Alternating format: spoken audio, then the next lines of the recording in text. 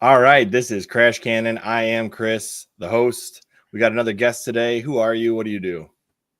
Hi, all. So, hello, everyone. My name is Eli, I keep doing that. My name is Theology Matters, but you can call me Eli. And for my people in District 6 of Oklahoma, I am the anomaly.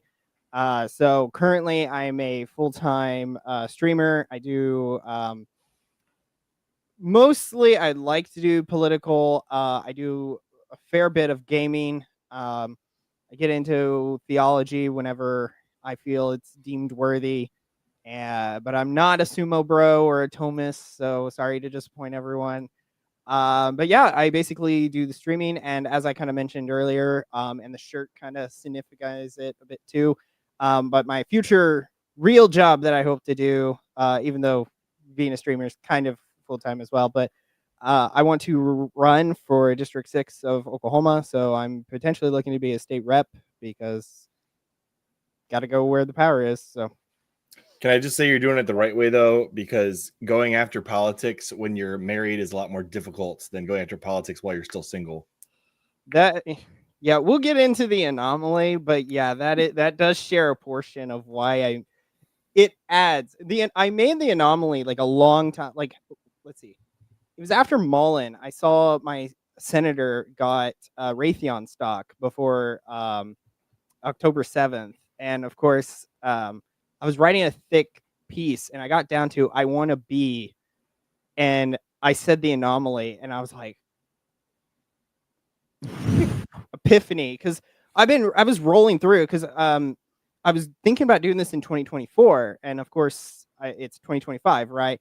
And so I was thinking of a thing, and I was coming up with gay phrases of like the people's voice of the commoners, and I'm like, that's so gay, like it's so cringe. And then the anomaly, I'm like, fuck yeah, like like that's so This is a children's show. No, I'm just kidding. like, yes, please, like that, it works. And then like I started doing other things, and I was like, holy crap, it works for more things.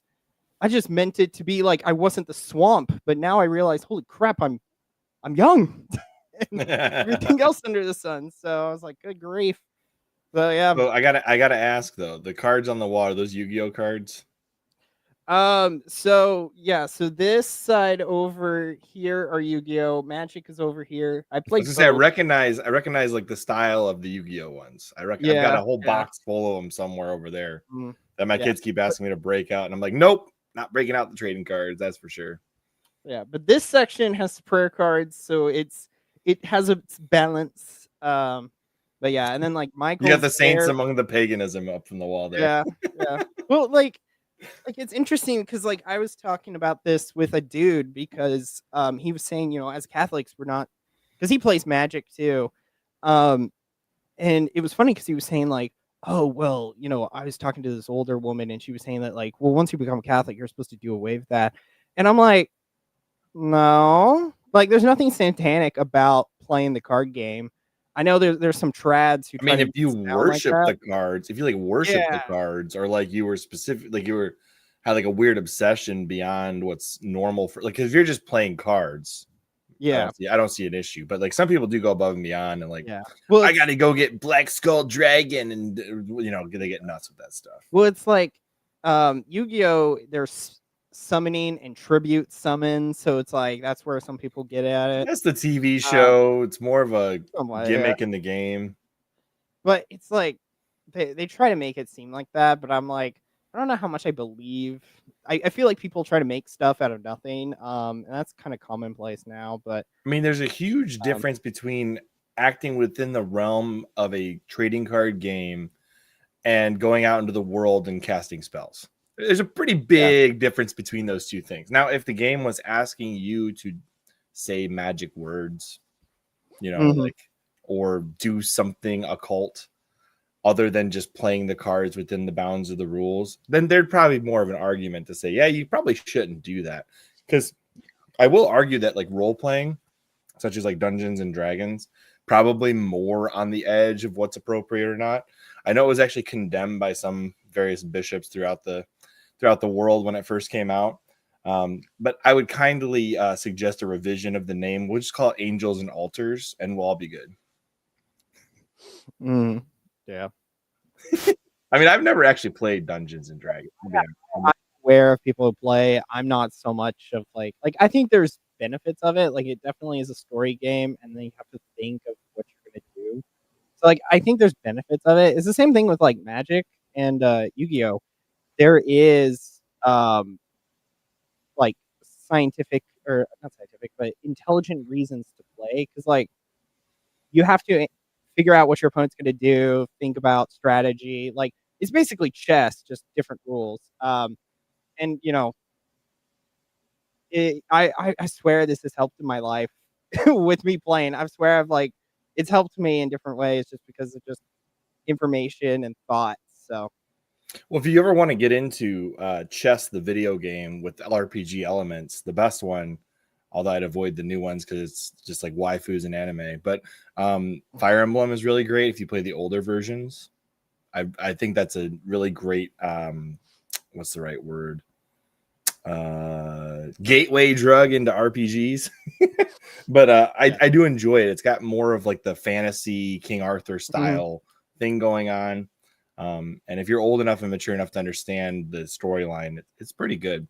But again, modern Fire Emblem, a little more anime waifu type stuff going on. I would avoid that. Yeah. Well, yeah, some of the Since you're into games, I'd be curious what games did you grow up on? So I'm a Zoomer, right? So I'm a young guy. But interestingly enough, the first game I can remember playing was on the Nintendo 64, which was probably I don't know what was 2001, but I played that would have still been the newest Nintendo console in 01. Yeah, I would have played Banjo-Kazooie and That's Donkey a Kong classic. 64. Yeah, Classic. and so I played those. I wasn't very good at Donkey Kong. I had to get my brother to help me with Tiny's mission. She had a boss that I just couldn't beat. I can't tell you how many times the Nintendo 64 got resetted because of that. Oh, and then Mario Party, which yeah, that will kill your spirits. That's a direct gateway drug to Satanism. No, I'm just kidding.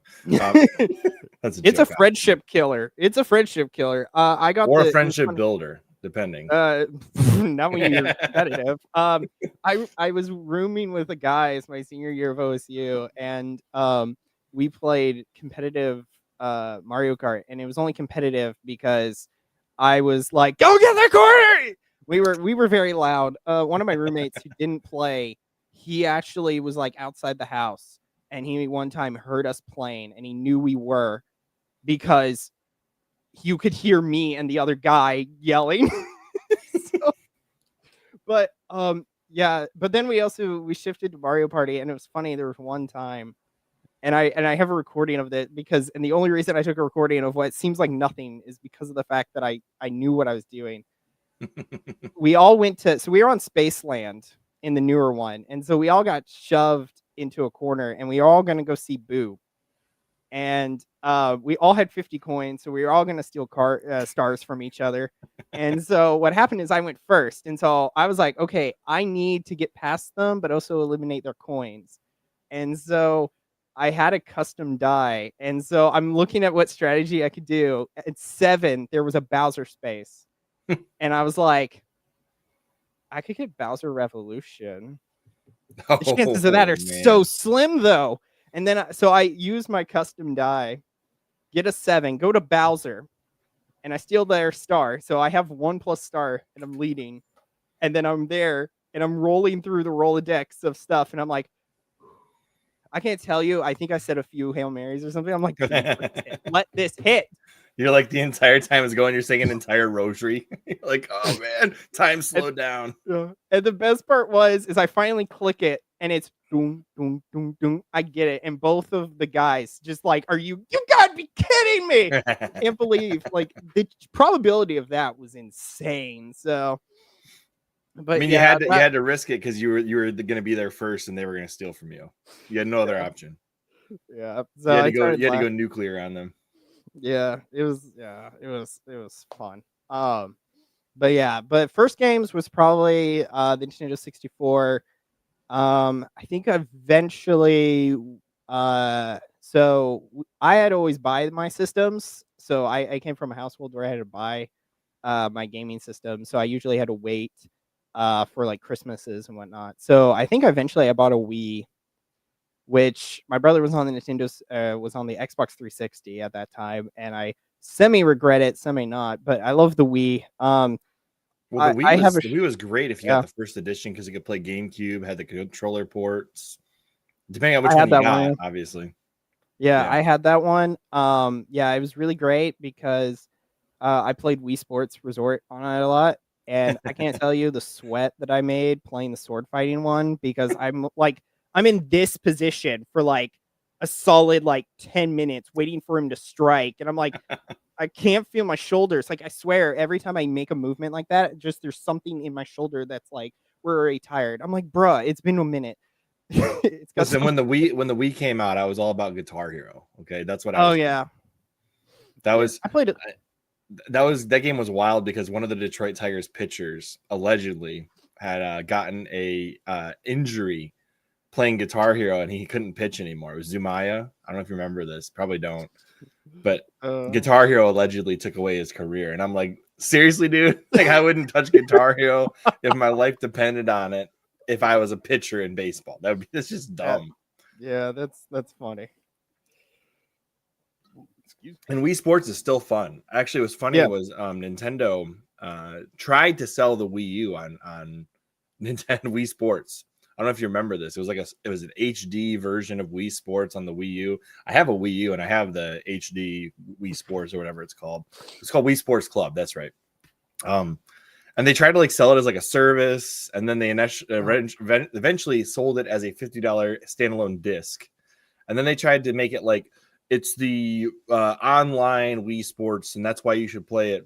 And it never caught on. Although the coolest aspect of the Wii U Wii Sports was you could set the Wii U gamepad on the ground for golf, and you could watch the ball as you hit it. That was about the only real advantage I saw with the Wii U.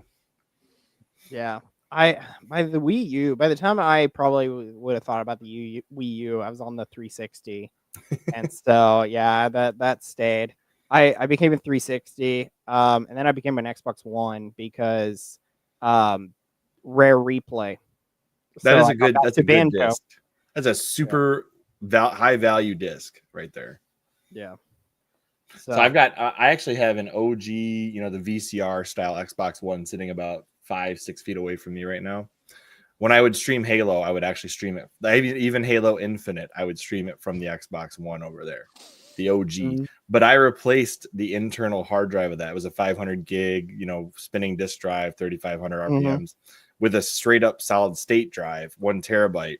And that thing screams fast now. It's about as fast as it could be, being an OG Xbox One. Mm-hmm. What do you got, Xbox? I'm assuming you probably got Xbox Series X or One X or whatever the heck.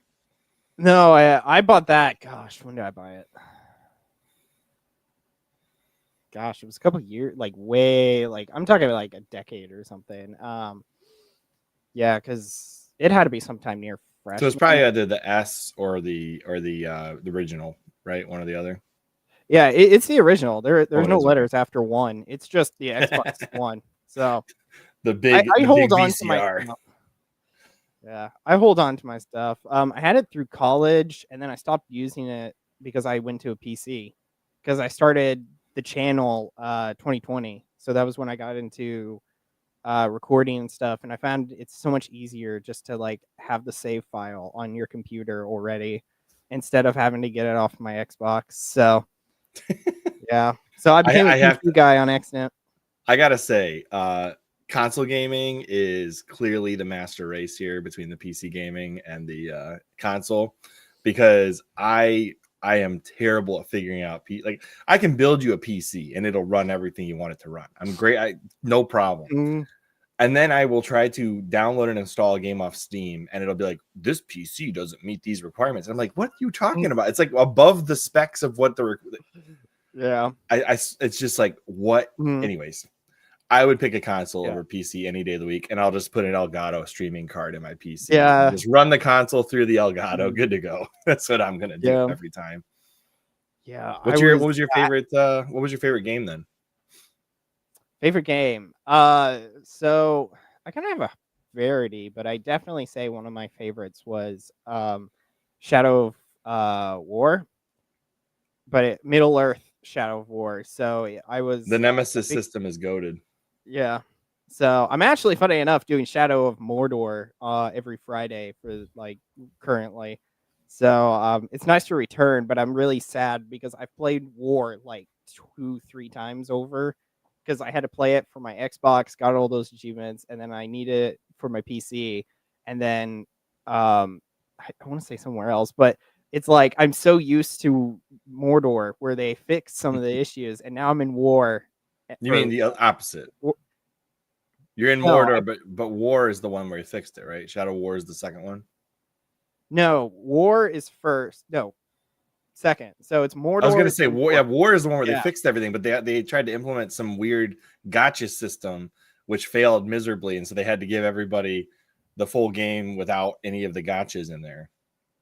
I didn't hear that as much. Oh, you don't. So originally the game had like I'm sorry, not multi-transaction, microtransactions. It had a bunch of them in there at one point. And they got a lot of pushback for putting microtransactions in a single player game. Little did they know that was going to be the standard a couple years after that happened. But at the time, it shouldn't be the standard. That's the problem. It should never have been. Like, at no point should a single player game entice you to buy things. Yeah, we're looking at you, Call of Duty. Unless it's like campaign extenders, DLC kind of stuff. Like Mass Effect always had really good DLCs that you could buy that would add on to the actual story. Yeah, I think there's a point of like season story adding, and then there's like, I make that like not a part of the game necessarily, so it's like you wouldn't need it. But when you are playing the game and it's like you kind of need it to continue, at that point you should have just made it part of the story. Like in Shadow of War, spoiler alert, in the Elves campaign, you kind of see Talion after he's becoming an Nazgul, or as he's an Nazgul, and you kind of see that turn and other stuff. You know, it's like that is irrelevant because in the prior, after you do the Shadow War, after like 3 battles, they had to reduce it from the 10 to just 3. But after you do that, Talion becomes a ring wraith, and it's like, yeah, like that just skip parts, that's fine. And then like Barad-dûr or something, he's in the desert area with the Easterlings. It's like that's a completely separate thing. And then of course they stop, so at that point it doesn't matter. But you know, those campaigns you don't need to necessarily pay attention to. But the only game I played in that series, I own both, but I only ever played Mordor. Mostly because I just don't have the time to complete games like that anymore. I mean, I discovered that I can either sleep at night or I can play these games. And I used to choose playing the games, and now I kind of choose reading or sleep. Mm-hmm. But Mordor, I really enjoyed Mordor. It was very fun. It actually suffers from 2 issues, though. One is the fact that it had kind of a weird progression system, but also deviated from the canon of Tolkien quite a bit. Yeah. And it was before Rings of Power, where people started giving a little bit more leeway to things like the Hobbit trilogy, because Rings of Power is so bad. And maybe Shadow of Mordor would have done better had it have released post Rings of Power world. I don't know. What do you think? Are you a Tolkien fan, or are you just like the Shadow of War games? Like I like the Lord of the Rings. The books are rough for me. I read The Hobbit, and I wanted to gouge out my eyes. So no, The Hobbit? That's the easy one. Yeah, I know. That's why I'm saying. That's why I haven't done the Lord of the Rings, because I was like, I'm done. And I'm the reader. I used to read like Aragon and the entire Inheritance series. Like I'm the reader, and I was like, oh hell nah. So but yeah, but I do like the story. I know it's not canon, but I like it. So but I do like it. It's a non-canon story, but it's very Tolkien-esque, especially at the very end. Um, it's very much like um, translational to Aragorn's journey, especially in the movies, where it's like the reluctant warrior becomes king, and it's like Talions is the reluctant warrior who becomes darkness for light, and it's like I can get behind that. That's actually a good theme. It's ironically what I'm a character that I'm kind of writing for my own story, so it's like it shares elements. So You're actually in the process of writing a book of some sort? yeah. So I've had this idea for a while. It actually evolved from the beginning idea, and then I later thought about it for a little bit longer, and then I finally was like, I need to write this. And so and it's interesting because I've had prior ideas of books, and they all have died, or I've been like, I'm tired of this. This one has stayed. This one I've worked on actually. So it's like I think this one's grounded enough that I actually want to write it. But it's about it really centers around at least the first one. It's centering at least around a bag of like cops, kind of like a SWAT team, and the Night of Terror, which unfortunately my villain's name is The Terror, and it's kind of more his book. Though it's kind of like the Infinite War movie. It was Thanos's movie, so it's like the Terror's book, but and it's just nice because the story I'm writing contains a lot of like theology. While I don't necessarily write theology, because there's like 7 legions that exist, and they're all secret, and so like there's the traditional like universalists, they want to take over the world under one rule, it's stereotypical. That we got some mutants to kind of add some like sci-fi stuff to it. Not reanimators, what did I call them, necros, bringing people back to life, even those who are necromorphs, essentially, kind of a thing. More like reanimation of people, so like they'll be normal people who okay. who so it's like, let's say Kirk was taken out and he was working for the 7 legions. He could be brought back after the shot. Like that's how skilled they are at their craft. But yeah. But I think some of the main problems is that I talk about the Jews, because thing is, so demonetized. The thing is I say that, right? And I'm not a groiper, but like I'm aware of like the things that have been said, and I'm like, wouldn't that be such a great cover for the Jews if they were these villains to hide everything that they who are doing per se actions, but just that no, it's you're just fake, and it's like, wouldn't that be so funny that the lie is what is the truth, and it's like that's so. Like, I mean, to be fair to Eli here, guys, there is the synagogue of Satan in Revelation. It exists. So at some point, there will be a sect of people going to a synagogue of Satan. So not that far-fetched. Yeah, but and then I've got a few hosts of like one-off more. Those are kind of like there's like gamblers, so it's like the Hunger Games or Squid Game type thing. Who else is there? The who's your audience aimed at? Like, what are you aiming at? Like everyone, young adult, older, younger? It really should be a story for everyone. It's like it's got other parts of the superhero, so that gets into that somewhat genre. You get into some older people. I'm attempting something like a Tolkien story, just without like Tolkien story is very there's theological elements in it that are so obscure. Like you got to think about it. Like some of the stuff that I found out from what's in Tolkien, I'm like, oh wow, I didn't even think about that. So it's like I kind of want to I'm attempting a story like that, a little bit halfway between Tolkien and God's Not Dead type movies. Oh, okay, all right. so not so blatant, but not so obscure that it takes a minute. Like one of the things I was thinking with is the mutants. They have to take a lethal injection, So they have to die in order to be reborn. And it's like, how similar is that to baptism? Oh, interesting. Okay. So it's like, it's just an interesting thoughts. And like, I'm still thinking about it, and I'm still in outline stages. So it's a bit rough though, because when I outline, and the problem with that is I'm basically writing the book. It's just I need to wordify it later. So, but Yeah, yeah, I have I've like, got fair enough. I mean, I understand the idea of like starting a bunch of projects all at once. I've got like 3 or 4 yeah, partially written books of my own that may never see the light of day. One of them I've actually been researching because it's a historical fiction for like 2 or 3 years at this point. All that information is right here and in some notebooks I've yeah, got. So, yeah, thank you for Haley pointing this out to me, the girls world, boys rule. So I'm going to shout out Crisis Magazine right now with that on the screen because Eric Sammons posted that we need more men in charge of the feminist movement, the anti-abortion movement, the pro-life movement.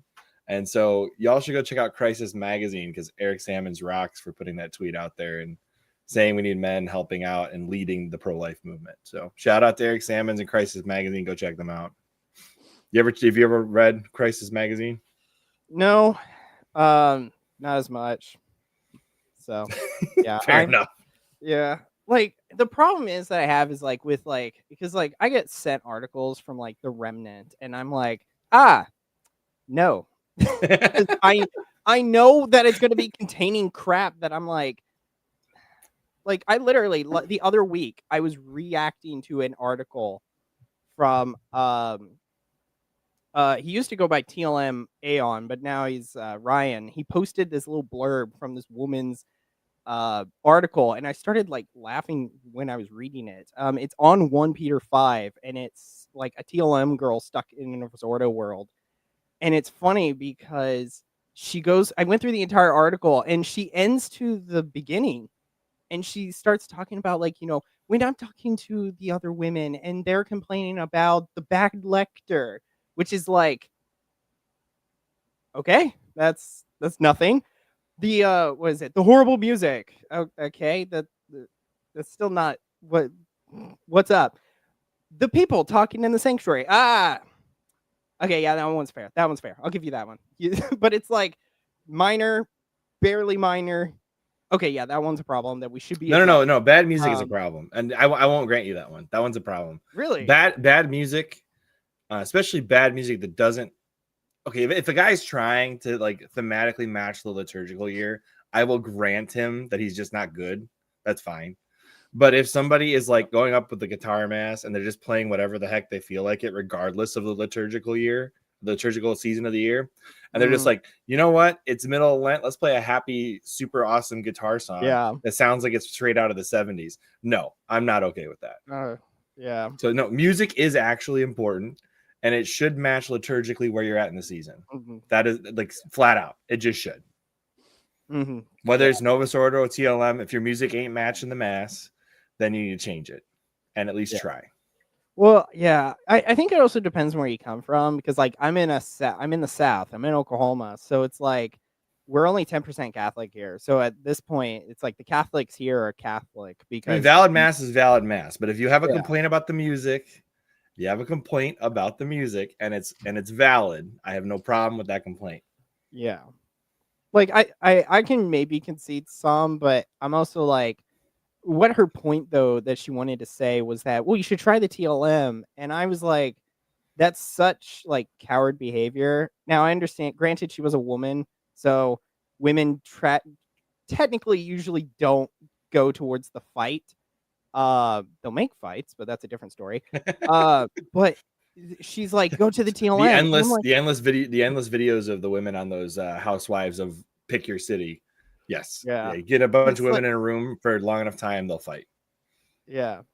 But it's just it's funny to me because I'm of Novus Ordo, and I think that behavior of just running away is just such weak cowardness. Because like you only hear it from like the trads of like, go and do your own thing. That's why the seeds, that's why the SSPX are, that's why the trads are there.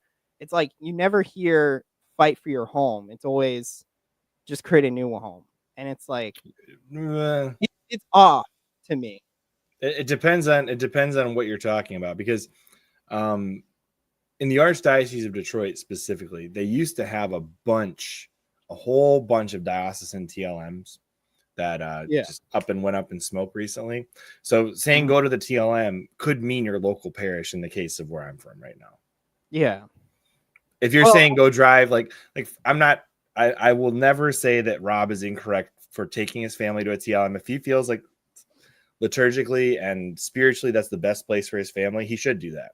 But on the other hand, I think bro just said seeds.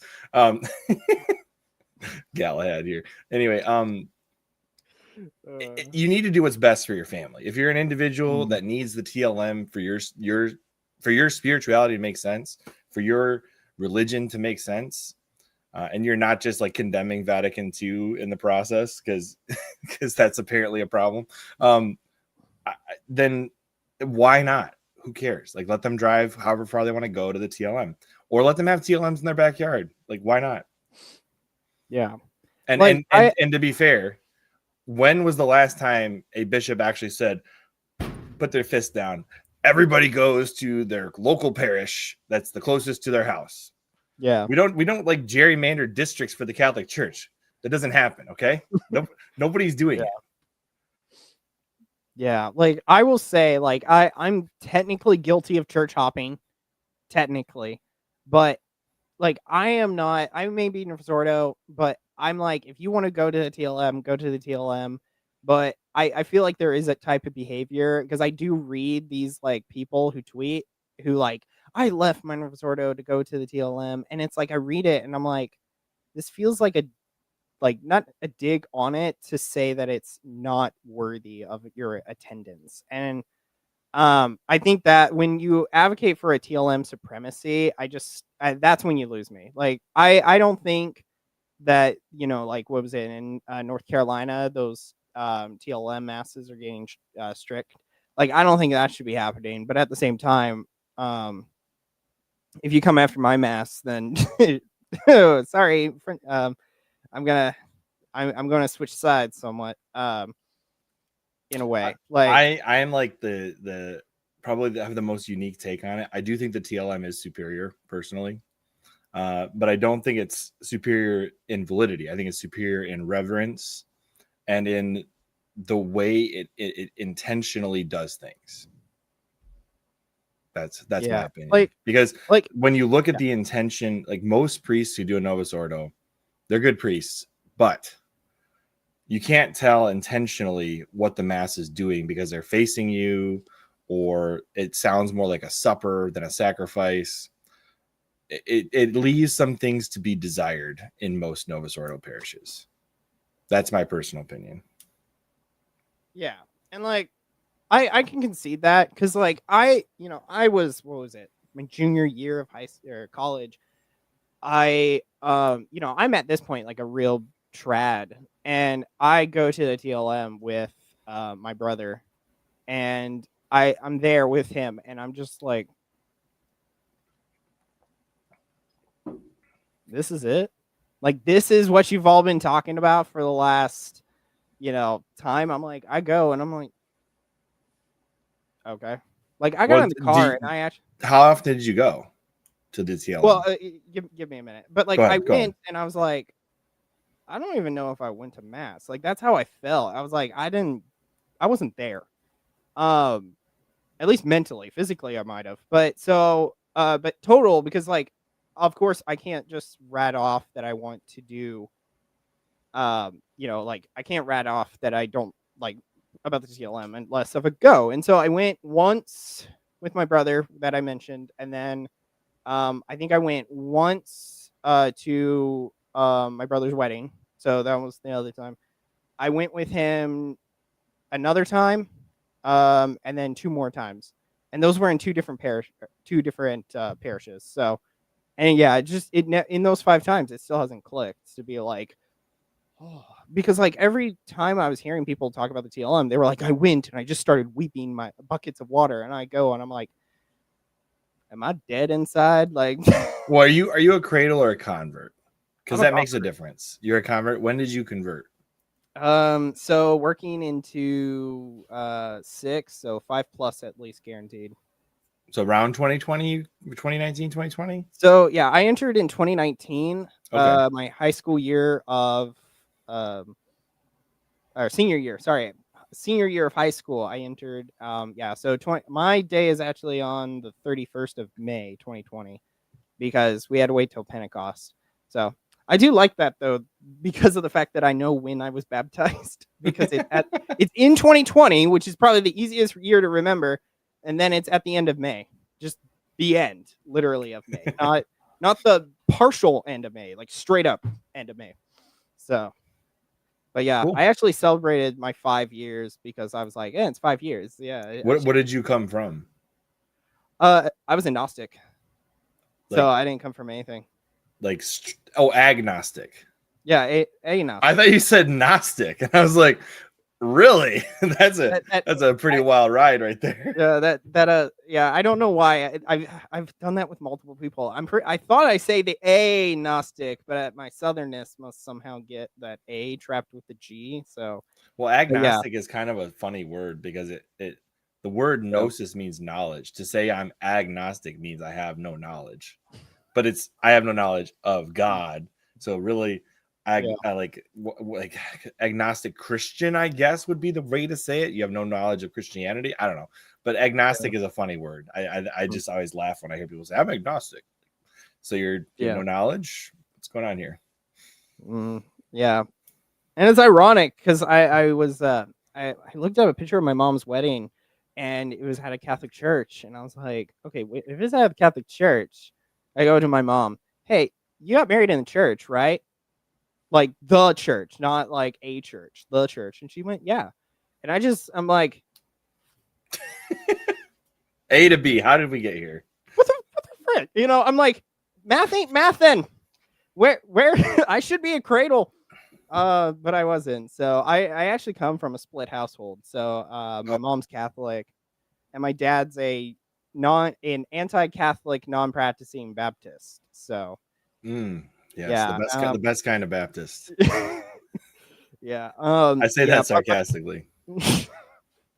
it's interesting though because like my uncle, he's retiring soon from being a worship pastor. My aunt is the children's pastor, so it's like, and my grandfather is doing like a Sunday school thing still. So it's like that one, my dad's side is like full on with the faith, and then my mom's side is it's like 4 different aunts or 3 different aunts Catholic, and all the kids. So I yeah. do find a lot of times the TLM is more impactful to cradle Catholics than it is to converts, at least initially. Mostly because you've been doing the Novus Ordo your whole life, right? You didn't come into the church with the full knowledge of what the Mass was because you came into the church in Novus Ordo as a baby all the way through your entire life. And then you got poor catechesis and catechism. 90% of us got poor catechesis in our catechisms. And then you find out there's like this whole Mass that existed before the Mass you're baptized, confirmed, and everything in. And you're like, what the heck? I'm missing my entire lineage. And I think that's the common reaction to most cradle Catholics who experience the TLM. Yeah. Whereas converts, like you have like the full knowledge going in of what Mass you're going to. There's no like this feeling of this was ripped away from you. You know the TLM exists when you came in. Like you already were aware that it was a thing, especially by 2020 when Traditionis Custodes is getting ready to get written up and put out there, and Summorum Pontificum had like 13 years to take hold. Like the TLM was already pretty well established by the time you converted. Yeah, like I didn't actually know about the TLM for Well, how did your 20 brother years. find out about it? He started dating my sister-in-law And she went there? all her life. Yep. Okay. So, so he jumped ship. Yeah. He lives in Tradistan now, huh? He lives in Latina land. That's where he lives. I don't know. Actually, it's funny you say that. I don't know a lot of Latinas that are TLM hardcore. That's interesting. Yeah. In some areas, I'm sure, but overall, yeah. not many. Mm. Yeah, they're down south now. So, but Probably closer to the. It's funny. The closer you get to the border with people of Latin heritage, the more likely they're more devout Catholics. The further north they seem to come, the less devout they are with their Catholicism. It's just really weird. So the closer you are to home, the more devout you are to your religion. yeah. I don't know why that is. I've just noticed that Mhm. quite a bit. Yeah. Anyway, like for example, my family is still connected to the area that they originally settled in, and it was a very French Catholic settlement. So Mhm. you're either Catholic or you're nothing. That's basically the family. Yeah. But yeah. All right, let's see here. Yeah. So, question for you then. So you're a convert of about 5-6 years ish. What was the wedding photo? What led you to start asking questions, or where did you first decide to become Catholic?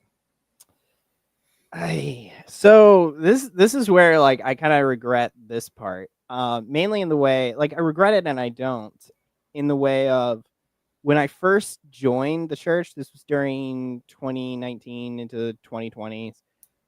So my brother and sister had actually converted prior, about maybe a Okay. year or two. So my brother got in, my sister I think is technically in. I don't know how much is practicing. But Mm. uh so But she I came was in like, ahead of you, is what you're saying. Your sister did. yeah, Okay. yeah. But so I was attending mass with like my brother and sister, or brother and mom, but I wasn't um like, it kind of was like a not necessarily important thing. Like my mom would be like, "You should come with us," and I came. But then there was like I started working my part time job, and so my mom kind of gave me a like once a week or once a month I get to like just sleep in, and so I did. Um, Now, mind you, I got home at like 12, so of course, like I'm butt ass tired. But ironically, now I'm still going to mass. But that's a testament to just the faith, because when I first got in, it was more church be based, which is like, had I known about orthodoxy, there could have been a chance that I could have been an ortho bro. Uh, because that's the type of conversion that I would have had, was just like I was in I heard about this term, but a mechanical mic. I did most of the stuff just because. Um, and so the entire year, my conversion, or say Tuesday nights for RCA. And the reason I said that I church top is because I go to a different church than what I'm geographically to. Even though I went to the church that's nearby, because my aunt and uncle were at that church, but my brother was going to that church and he was my sponsor. So we made it easier for him to help me in. And so, and then we just stayed there because I knew people at that point. But yeah, so I went through the process. I watched Symbolon for like, an hour or something. And this was the first season. They released the second season. It's way better. So I'm thankful for that. Yeah, the first season's like, it's just two people talking in a room with chairs, and the other one there's like, we're gonna show you places and like show you reading. Like it was a lot more updated, I should say, in tech and presentation. So, but yeah, I went through the class, got baptized, all that, and then I went to OSU, and then that was kind of when my faith kind of, I think, took a more serious tone, because I went to RCA again on the Tuesday nights, because I was like, first semester I didn't have anything, no class on Tuesday, so I was like, it's a free day, I'll go and go to there. Like that's a few hours that I can devote. And I was in my Did you feel new. like your RCA was good? It seems like it's a mixed bag. You It never was know what you're hard. gonna get. It was hard for me. I can't really gauge this question well, because my heart wasn't really in it. So I Okay. can't really say my catechesis was great, because even if it was, I sucked. So it's if it was, no. If it is, the I wouldn't be able to tell. Okay.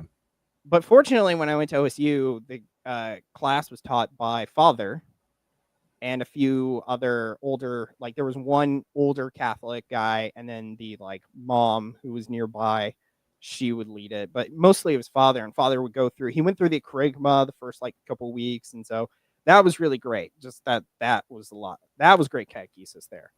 And so after that year, I kind of was taking my faith a bit more seriously. And then I had like a flip, I think, when I was in a Catholic gift and bookshop in Tulsa. And so I was like, I need to treat this faith seriously because my confirmation saint is Saint Michael. And so I was really on the warrior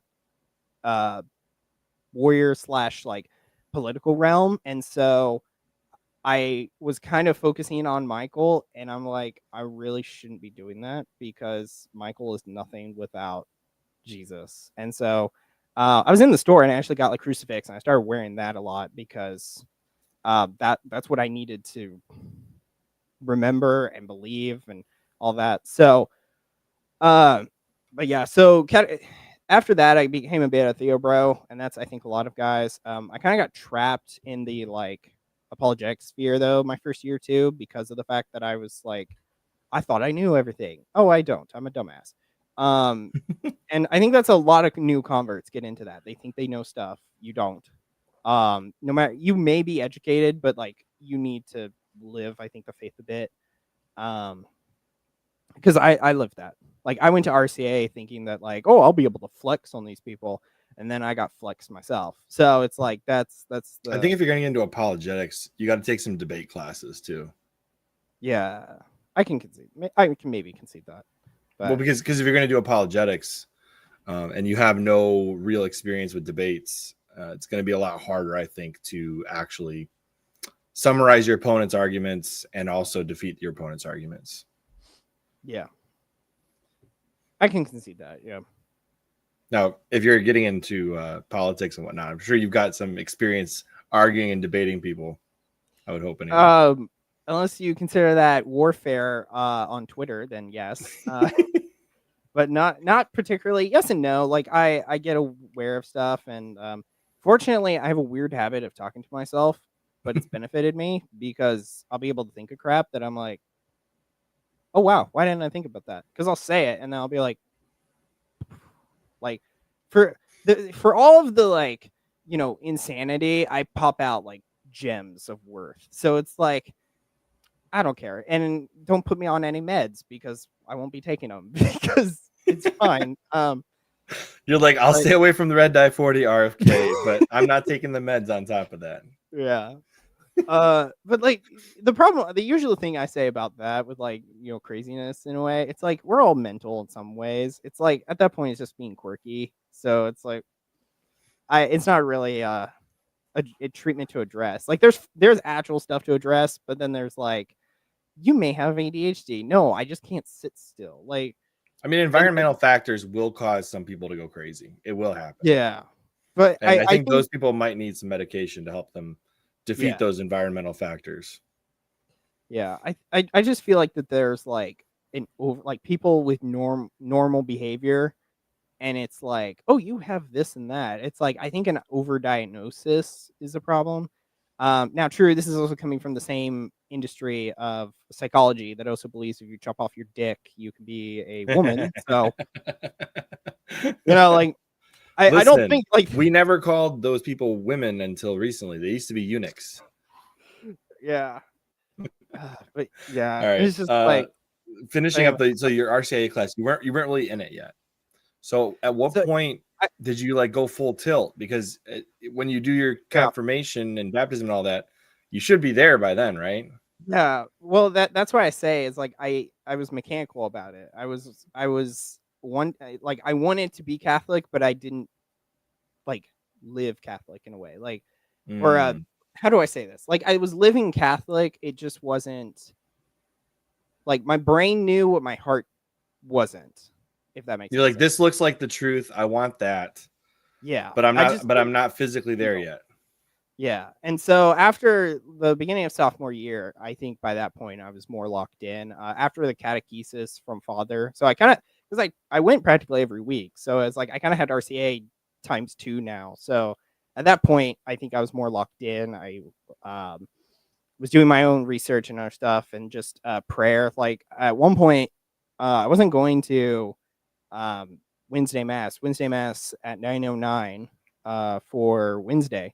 It was candlelit, and I went, and it was a really great time. And I usually wasn't, but there was one guy that was saying like, "Hey, you'll be there, right?"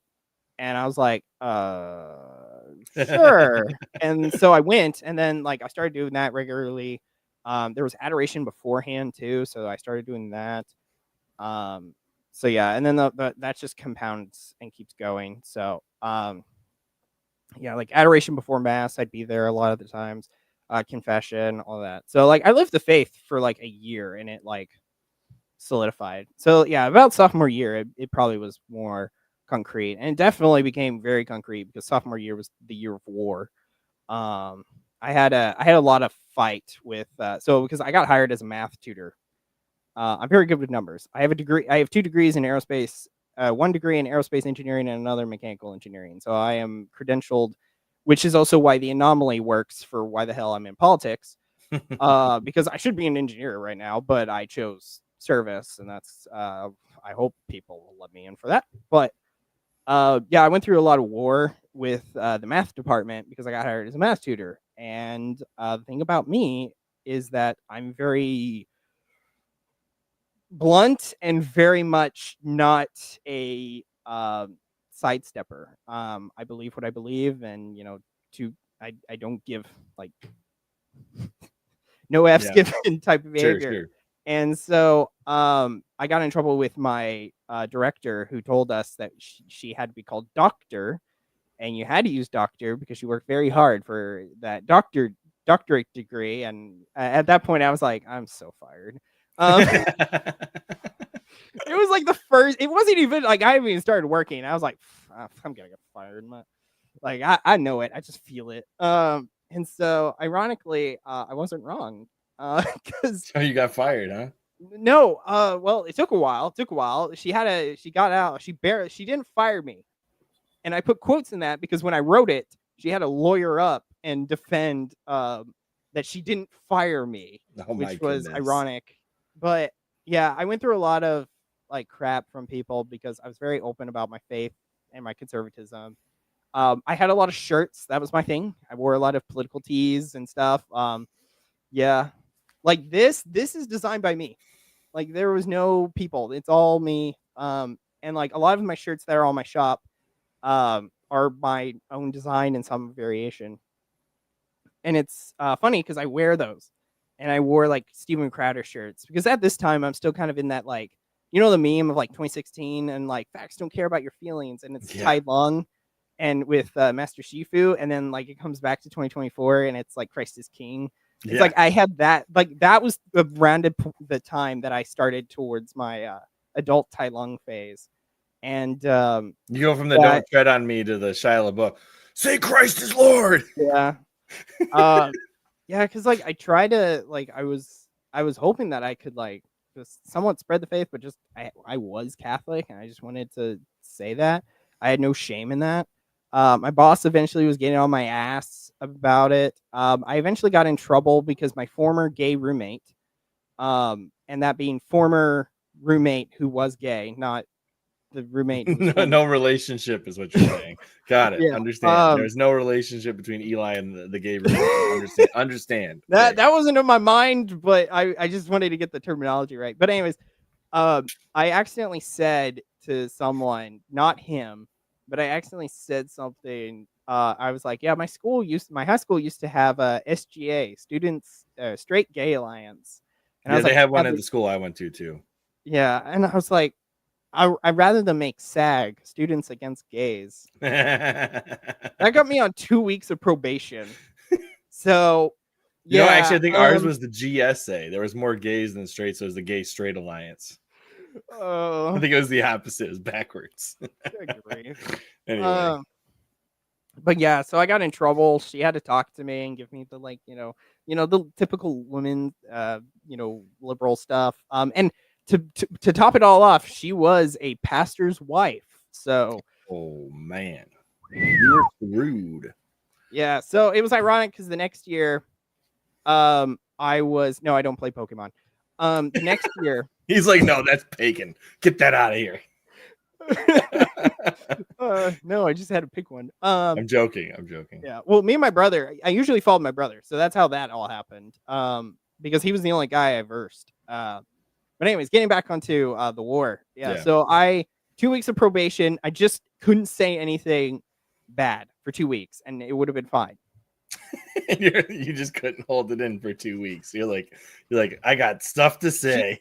She contacts me the Friday, the day before I'm done, and she's like, "So you said something Thursday." And I was like, "Frick!" But You're like, because what of was that, it? what was it? You're like, what was it? She told me later. There was a Okay. girl who had joined the staff, and I made a joke about Portland being on fire because this was That was probably true. I mean, at the time, it probably was. It was true. after like Chop, so yeah, it more than likely is. And I didn't realize that the person I said that to, she started crying because her family had to flee the fire itself because they were from Portland. Oh, okay. So I got mad because I made her cry. There was other stuff that she did to me and our stuff. Like it was like a kill, like the kill Mary and the other stuff. Oh yeah, F That Mary type kill of name. whatever. Yeah, and she wanted to kill me, and then she meant it, and I was like, well, that's Ooh. aggressive. Orthodox girl, by the way. So They're uh a bit but anyway, sensitive. so They don't really have a national church in the United States. They're a little sensitive about that. Yeah, so I did that, and so I got on probation. I got a real probation, and so it literally I could have said one word and got fired. We had so many conversations afterwards because like she was trying to be all like, because there was a guy who became a they, who then became a she. Oh, And I'm okay. like, at that point, pick one.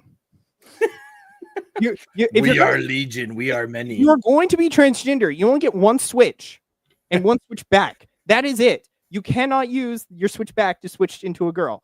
You can only do one switch. If you're going to become a they, you stay a they. Anyways. Well, that's technically speaking in the church. I don't know if you know this, but if you switch rites, so if you go from a Latin rite to any of the Eastern rites, that's a one-time deal. You can't switch back, and you can't switch again. Did you know that? That's rough. I know, right? Like, imagine you pick Byzantine rite, and then the church shuts down. Like, oh shoot. Like, okay. But yeah. But it was funny because like I walked out of the bathroom one day and I saw him come out the elevator and he was wearing a dress and I was like blinking my eyes rapidly. I'm like, did I time travel? Like, what happened? And so yeah, I called him though. I got in trouble because I called him his Christian name, aka the name on his birth certificate, aka the name named him. Yeah.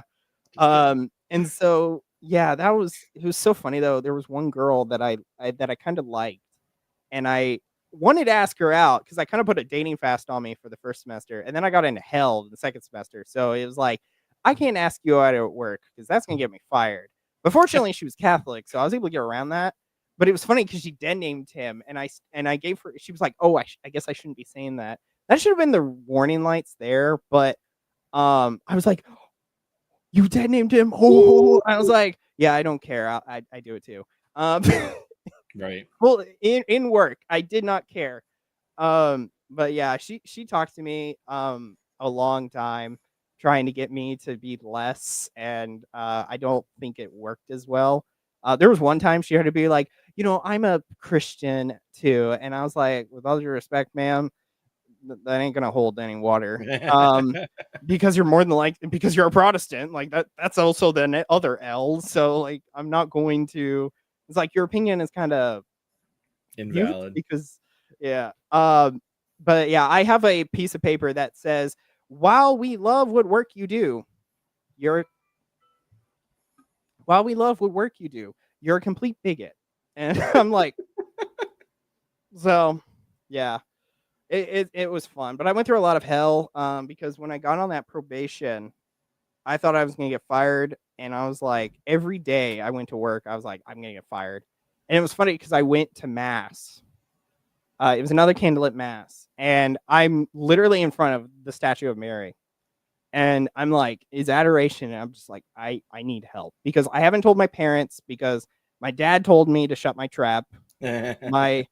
Which I'm like, this coming from you. You're louder than me. What are you talking about? And then my mom, but my brother actually, I forgot what my mom said, but my brother, he was like, yeah, but then he's a coward and a wimp. And like, he's right. And that's something that I campaign a lot about is like, you can't be afraid. And what was ironic is unapologetically Catholic. Yeah. And what was ironic is, funny enough, you say those words, is because a priest who wasn't doing, he wasn't the normal college pastor. He was, because at the time, St. John's was torn down because they were rebuilding it. And Father O'Brien, I'll say his name because I already did kind of a video about this in the first live stream I did. He talked about, being Catholic. And the two things that I'll remember from that interaction was the homily he gave, which was, he said, don't be afraid to be Catholic. And just because it's easy to walk away doesn't mean you should. And that was when I needed it. And it was just so in tune with like Mary too. Cause I was like, look, I'm like, I need help out of this because like I'm dealing with a lot of stress because I know my dad is going to tell me, well, you got yourself into this mess. And I know I did, but I'm like, I got in the right mess. So later I told them and I was confirmed that was also confirmed. But later she technically fired me. She let me go. At the end of the year. So I was like, why did you fire me? And she did it like after I was home after the finals week. She didn't want to do it in person. Yeah, she didn't want to do it in person. I'm like, that's such a cowardly doctor my ass. But yeah, I sent her I think I sent her an email and I was like, well, why are you firing me? Like, what's the reason? We're just letting you go. You were too much chaos for that. Yeah, it was ironic though, because the girl that I was referring to that I was wanting to ask out, which eventually I did, and then she presumably wanted to work on herself, which I think was a lie, because she came from Seek, which is why I never went to Seek because I have no idea what they did during Seek, but they stole my future wife. But it was funny. He's pretty confident about this. They stole my future wife. Oh man. Like at that time, I was still a beta. Like I probably would have gotten happy wife, happy life type crap. This was before. Never. No happy wife, happy life. Okay. First off, it belittles your wife. Never say that. Secondly, your wife's not a child. She's another child. She's a child of Jesus. She ain't your child. And happy wife, happy life means you are a beta male in a relationship where your wife's in charge. Never. No happy wife, happy life. I never want to hear that out of anybody I know. Don't do it. Yeah. Total BS. Bad marriage advice. But yeah, so your wife should be miserable. No, she should be barefoot and pregnant, Haley. She won't be miserable, there'll be a good 6-10 minutes that she'll be really happy. Wait, what? 6 to 10 minutes where she'll be really happy. Oh my god. I guess it's base. Is the base for Haley or for what I said? That's what I gotta know. Which one is it? Is the wife being miserable the base statement, or is what I said the base statement? I agree. But sorry. Here's the thing. I will say this, Eli. If you discern for priesthood or marriage, coming out of that, you will know who your wife should be. If you're going to get married. And I spent quite a while where I knew already who my wife was going to be before I even asked her out. And then I finally did. And I said, listen, I've been afraid to ask you out because this is definitely marriage. And been married almost a decade now. Yeah. The miserable wife. So Haley's base, not me. Thanks, guys. But yeah, right. but yeah. So Seek stole the wife from Eli.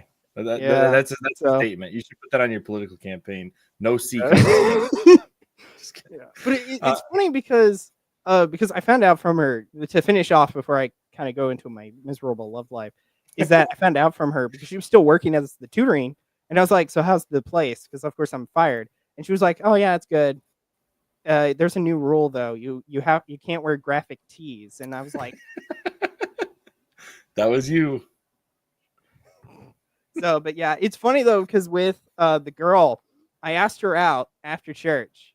I did it after mass, and she was in after in the sanctuary for like a good 10 minutes, and I was like, I almost bailed like 3 or 4 times because I was like, damn, she's taking so long. Like I gotta get out of here, and She's too sanctified. yeah, and so she comes out, and I greet her, and I ask her out for this Friday. Well, Friday was Seek, and I was like, frick, because somewhere I learned they said somewhere it said when you ask her out, make sure you specify a date, because for some reason that like makes things more concrete or something. No, my wife said that I never actually asked her out on a date, so I guess it doesn't matter. Anyways, sorry, dating. I had to jump in there. But it was funny because she said yes, because I was like, well, what about ever? And she was like, yes, because. And what so about after ever? That, yeah, because I was no. because she couldn't have Friday because she couldn't do it this Friday. So I was like, well, what about it all? And she was like, sure. And so I'm like, I'm happy. I'm like, yo, that's kind of non-committal. Like, yeah, You're popping champagne for a non-commit. Yeah. Well, as I said, I was a beta at the time, so. Where would you? Are you a Sigma or an Alpha now? I am a stoic dude. I don't. Stoic. I don't want to try myself one area or the other. I forgot what I was. As long as you're not a red pill. As long as you're not a red pill. I'm Catholic. That can't happen. Exactly. That's what I'm saying. As long as you're not a red pill. But red pill is like basically not cool at all. Yeah, but it was funny because we come back and I'm talking to her after Seek. Yeah. And I'm trying to think of, so what day should we go on the date? Well, I have to work on myself. And so I lose another first date. And what's sad is this isn't the first time it's happened. I was in senior year. I asked out. I was waiting. We're going to hear a repeat of a story.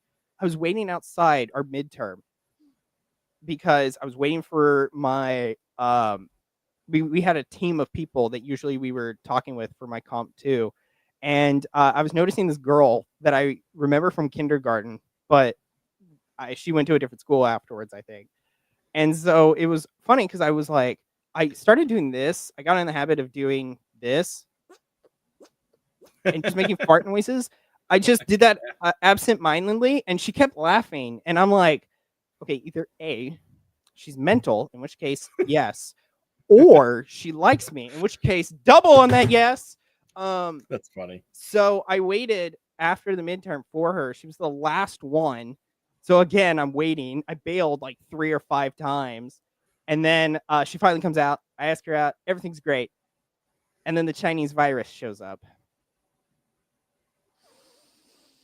Hi. And so, and I forgot just ignore the restrictions like I did. What are you talking about? What? Just ignore the restrictions. Well, that wasn't the case because I forgot to get her number because this is like the first time. Oh no! So I sent an email to her. You sent her an email? And what's unfortunate is it had to go through TCC services, which meant that someone saw the email more probably than her.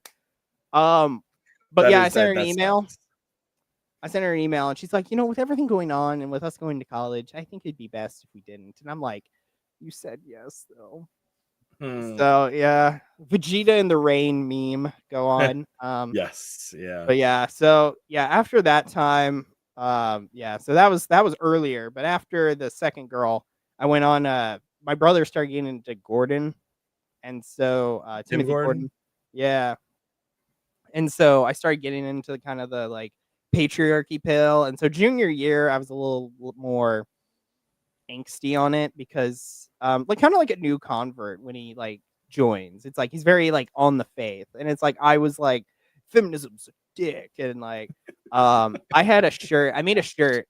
I only made one shirt, and it said "Women belong in the kitchen," which was very funny to me. But when I walked around in campus, I got some weird looks. But I made a better shirt. and I made it in the Chick-fil-A line, so you know that it's been Christianized. Make women submissive again. And then I had to have the next 2 years, I had a chat with my Bible study leader because he came after me for that and kind of that type of behavior. And then my priest actually had to have a conversation with me, but he didn't win. So yeah, it was very ironic. I had threats from outside the church, and then I had my fellow brothers try to like restrain me, and they didn't do a good job. So, but yeah, so years were great, but yeah, there were. Listen, I think the only reason I survived college was because I was not very Catholic when I was in college. I think had I been Catholic, one, I went to a primarily Muslim university, so probably wouldn't have survived. But just kidding. I have to say it was a joke. But I did get one death threat while I was there. It did happen. It was in my chemistry class. I was assigned a chemistry partner. It was a woman who happened to be, I mean, I use this term loosely. She happened to be single. And my chemistry lab professor decided to pair up, like switch her partner to me.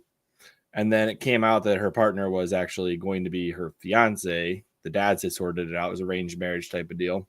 And next thing I know, she's showing up in a full burqa. So, you know. But he said that if I didn't switch him lab partners, he's going to kill me. That was actually what he said. And then he said he's going to kill the professor afterwards too. Wow. And he still got to go to college. I'm like, how? And then I look at the situation with the, they were just renamed a street after a jihadist. So, there's that. Yeah. Dearborn's really winning well. I love though that she said all this happened in chemistry.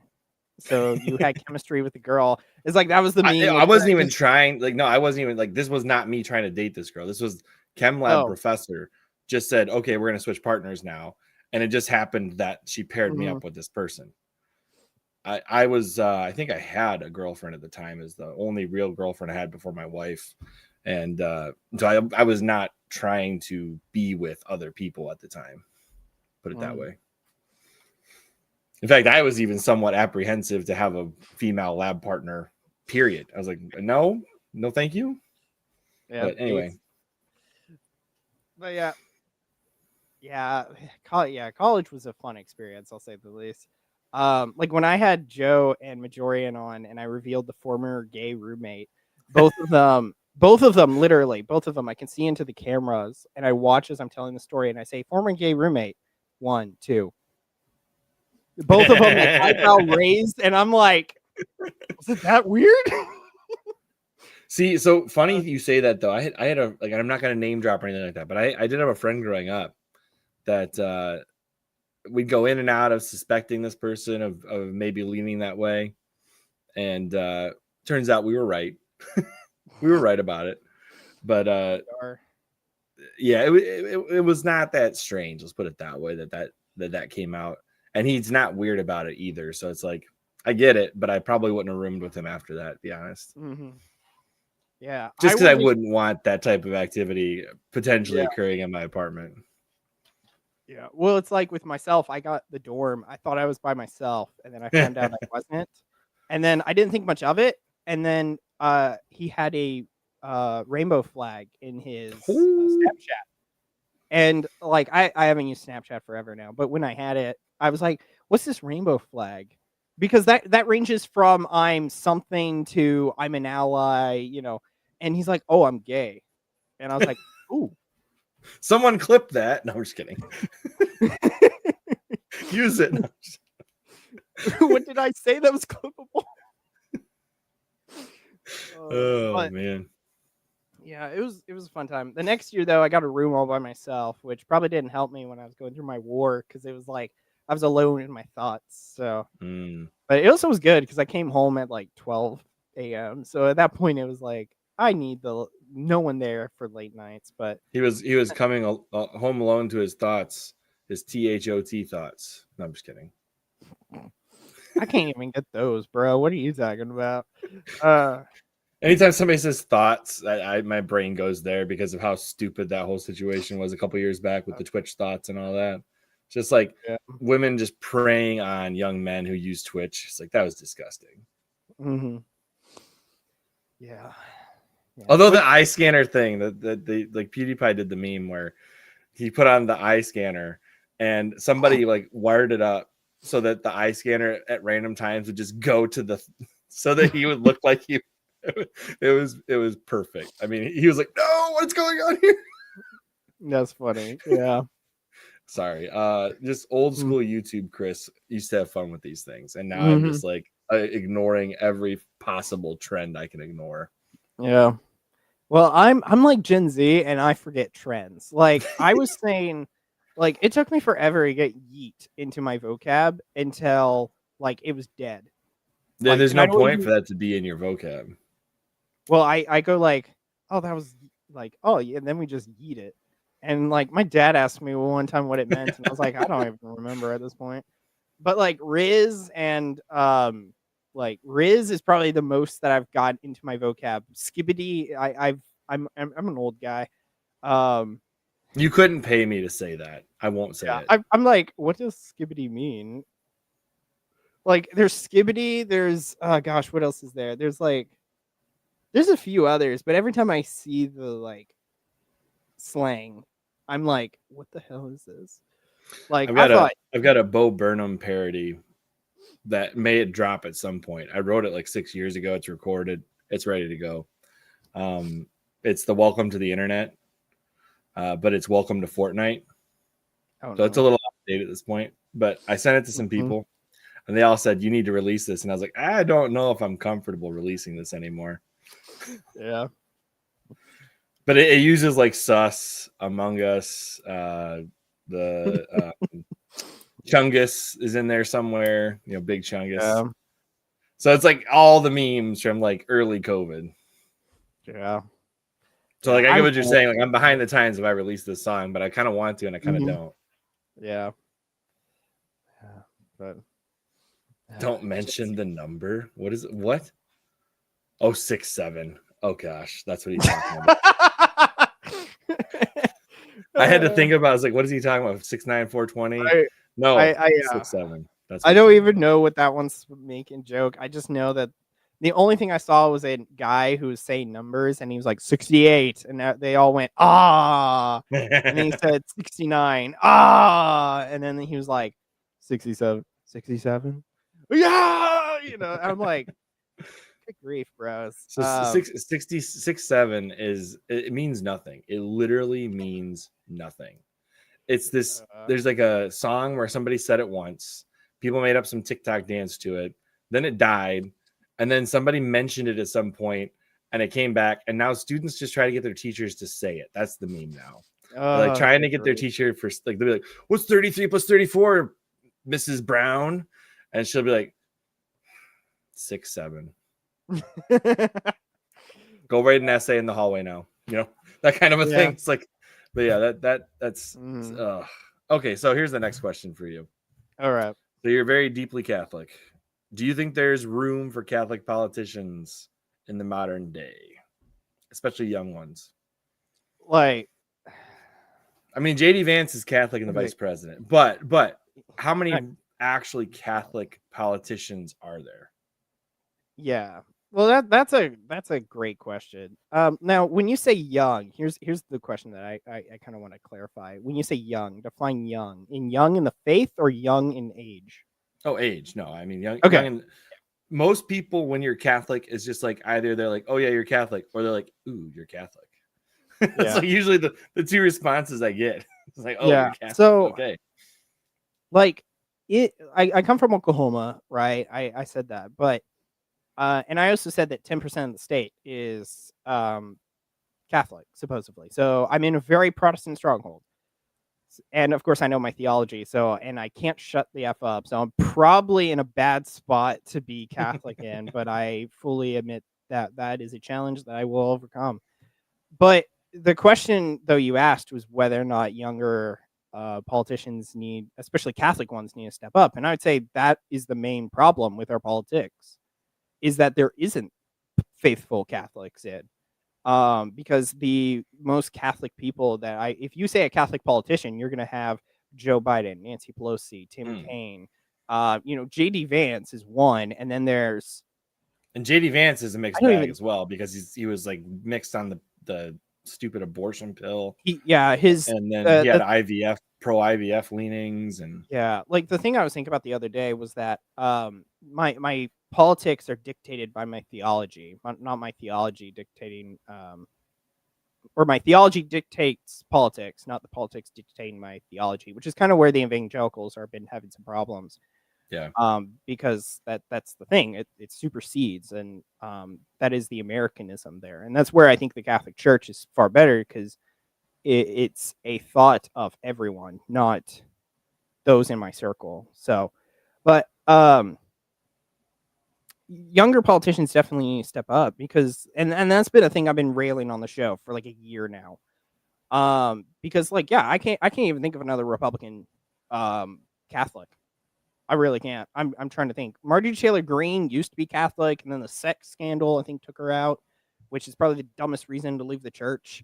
As a guy who's there's some rumors Candace Owens is going to run for some office somewhere. I don't know if I like that or not.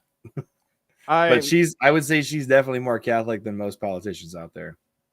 I hope so. But I would actually say, funny you say that. How many politicians have had an actual exorcist go to the building they're going to be residing in and perform an exorcism on the building? Because I know one president that did that. What, JFK? No, Donald Trump. He had Father Chad Ripperger Good grief. exorcise the White House after the Biden administration left, and Mar-a-Lago. So, like, clearly the man believes in exorcisms. Too bad he doesn't believe he can go to heaven, or I think that's the first step for him maybe becoming Catholic, is recognizing the fact that he might go to heaven. I think it's possible Trump will become Catholic. I think it's possible. Now, do I think that he's a good Catholic even if he converts? Well, jury's out on that one. But there's like annulments that he'd have to figure out then. A host of issues. He's just stop having relations with his wife, I guess. that is actually an option where it's too difficult to split.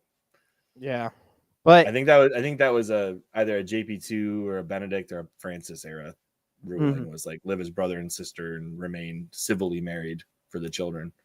I was like, that would suck. Luckily, only one marriage for this guy. Only one for me.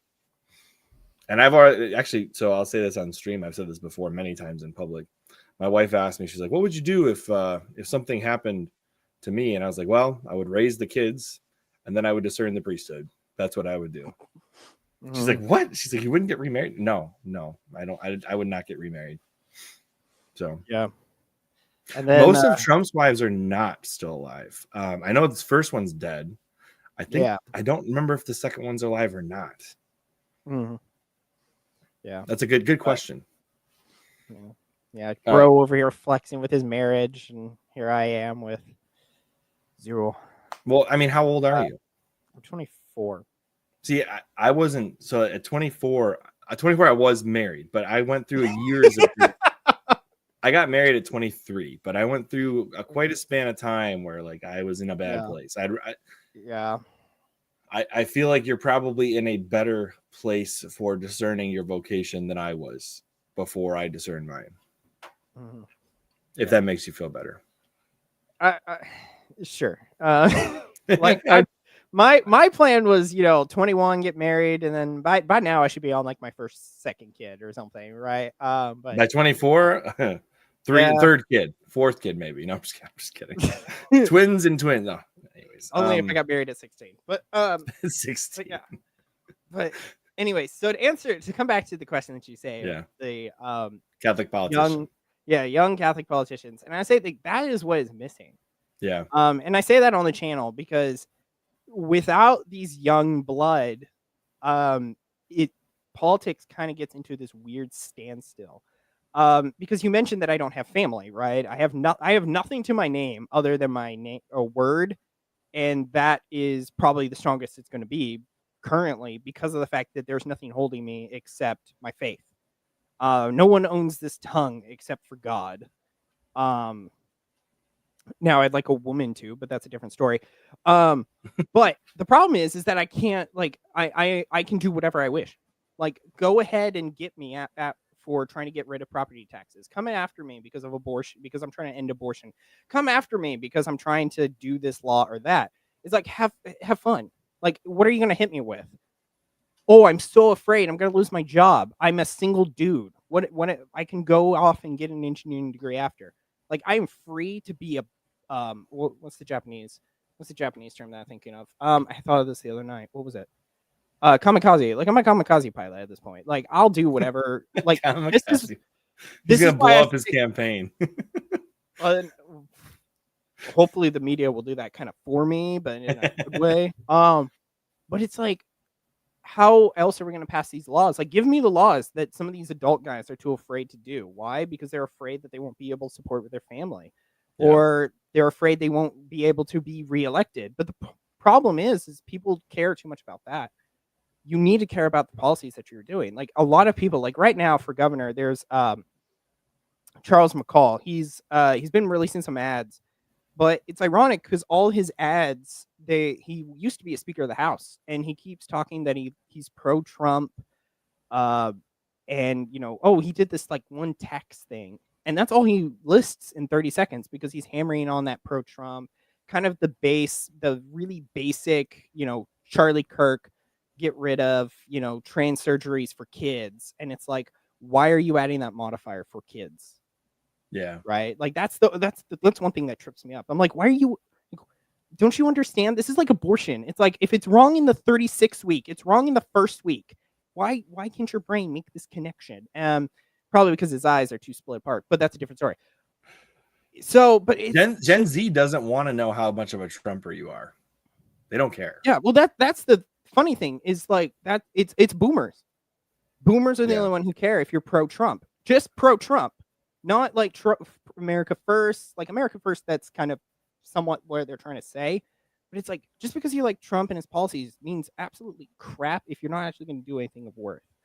Yeah. And I think that's because I'm too much of an engineer and I'm too focused on efficiency and what will work for a specific problem. And so, like, it's just, I feel like we need younger blood because we do have a swamp. We still do, even in state governments. A lot of state governments are controlled by rhinos. The state house is where I'm intending to go. The average age, when I was looking in for 2024, the average age was like 52, which is like double my age. What is crazy about the makeup of? Have you ever read a book called The Fourth Turning? No. If you haven't read it, you should. It's about like seasonal politics, culture, climax of like war and like culture wars and various things. It was a really good book talking about how generational cycles affect politics and how one policy was able to go through during like the 90s, but in this day and age, that policy would never get a unanimous vote to go through in like today. And basically every 80 years, there's some serious turmoil and war, et cetera, et cetera. We're at the cusp of that 80 years. That's why you're seeing all these conflicts. And like prior to that is World War II. Prior to that, you have the Civil War.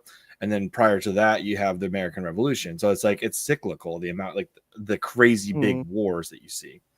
And so they were doing and they go back beyond the American empire, which is what I'm going to call us. We're the American empire. Let's not skirt around the bush on that. But we're an American empire with a republic at home.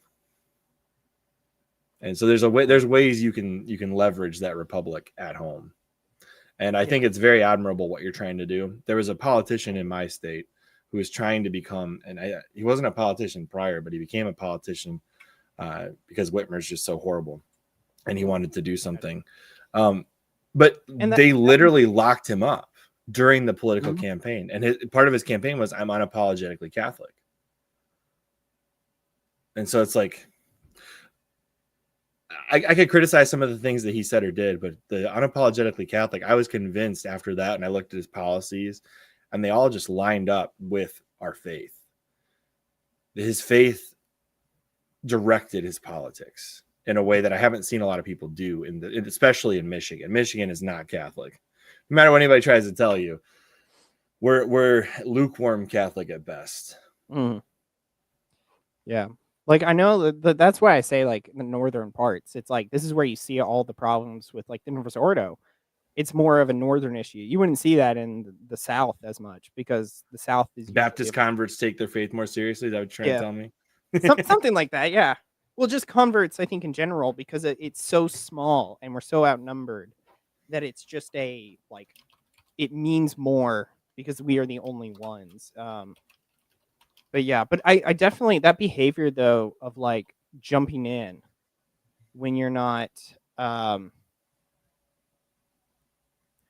good. I'm Okay. good. Just want to make sure.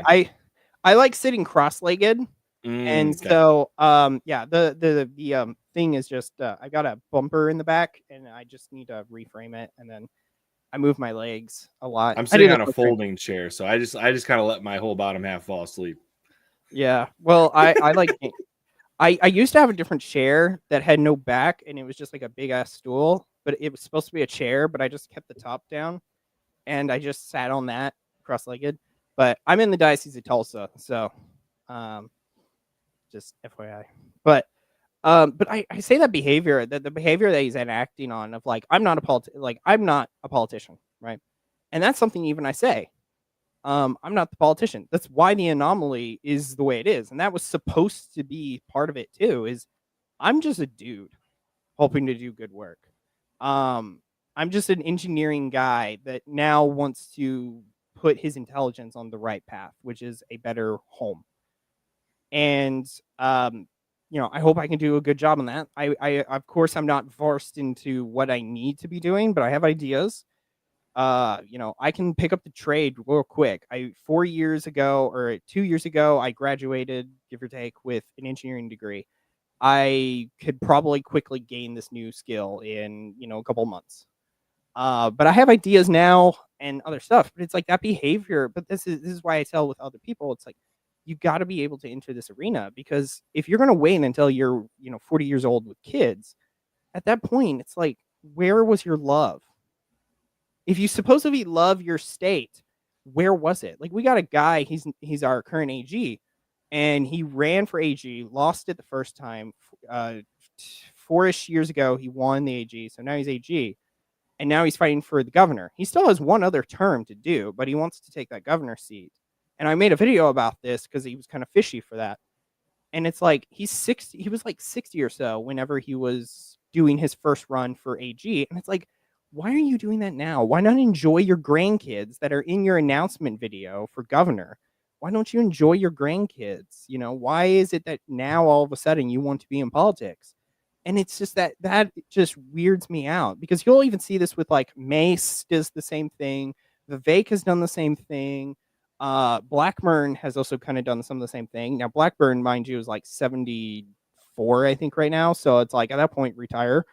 Shouldn't be running to be governor of Tennessee. Hey, Just I would retire. still vote. I would still vote for Ron Paul.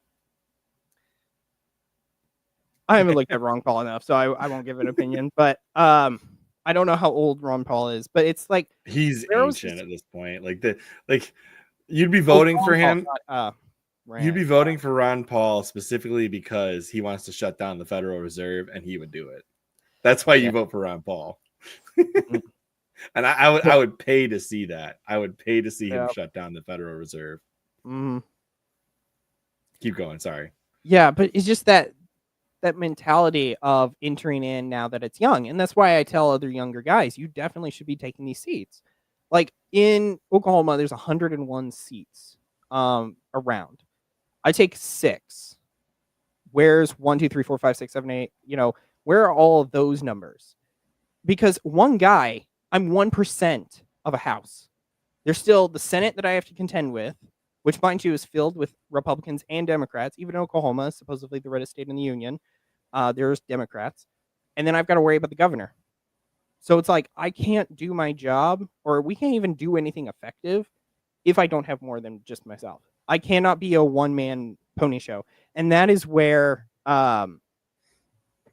with Trump, like with MAGA, everyone is believing that Trump will be like their great savior. And the problem with that is that, what about you? Because Trump's eventually going to be gone. either by age or by term limit. He's going to be gone. What are we going to do after? And if you're really going to say, well, we'll put it in Vance's hands, but it's the same kind of MAGA, same kind of like weak, we're better for taxes stuff. We're not going to go far. Say what you want about Charlie Kirk, but I think he was running next election. Well, we'll never know. I honestly think he probably either next election or the one after that. I mean, he was gearing up for it. He was doing, and he wasn't Catholic, so keep that where you want it. I don't know. He may have been on the road to Catholicism, but he wasn't yet. But he was a young guy who was on a political movement. He was the head of one. He was the head of a very successful organization, which was convincing people to move away from the woke ideologies that have been instilled in them in the schools, in the various organizations around the United States. And I would have been interested to see what would have happened with him in politics, actually running for something. Mm-hmm. Yeah. What about DeSantis? Like, what's your thought on DeSantis? He's Catholic. He's Florida's governor. He's kind of a mixed bag. So in 2024, like this is why I say, like, I don't know why, but just the times I've been in politics, and by that I mean I watched Louder with Crowder and just have engaged and watched this entire thing. 2024. So I technically voted for Trump. I voted for Trump twice. Technically would have been a third time had I been allowed. But I voted for Trump not during the primary, but during the. You weren't 18 in 2016. How old were you in 2016? 15. Okay, so you were legit Gen Z past 2000. You were born before or after the towers fell? After. Oh, so you're not going to be hardcore in those conspiracies, because anybody that's born after that just doesn't care, it seems like. We're already in the digital police state. Who cares? Yeah. Sorry, go ahead. But yeah, I am born in September though, so it is very close. Close. Yeah. Okay. All right. So, but I was watching it, and Vivek came out of nowhere. Vivek says a lot of good things. I don't believe him. I don't know why, but something in my gut is just activating, and I do that a lot.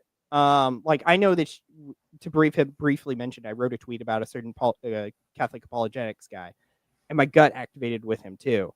And I've been doing that with a lot of other people. And like Vivek, it tripped me off wrong. Haley was a war hawk. I forgot who else was in it. There was Trump, and of course I didn't like Trump because I don't like the idolization that has happened over him. And then I forgot the others. Chris Christie was just fat. Yeah, but then there was DeSantis, and I was like, we'll give DeSantis a shot. And then he filled, I think, his campaign with a bunch of Romney, Rhino type people, and I was like, So a friend of mine, it depends. A friend of mine immediately went on the offensive against Vivek when he was someone announcing he was running. And this is a friend of mine who's deeply, deeply into politics. Not anybody that you actually know. It's not one of the Gen Z folks that we have mutuals on Twitter. It's a friend of mine from outside of the internet. I wasn't assuming that, but okay. Anyways, well, I mean, because there's several people that are very politically oriented in the Gen Z online Twitter space that we both know. This is not one of them. But he immediately pointed out to me the companies that Vivek had owned, what he had done business decision-wise with those companies. And a lot of it came down to failed drugs that he sold in the third world, or drugs that were mildly successful that he raised the prices on. A lot of his money came from cheating the pharmaceutical industry.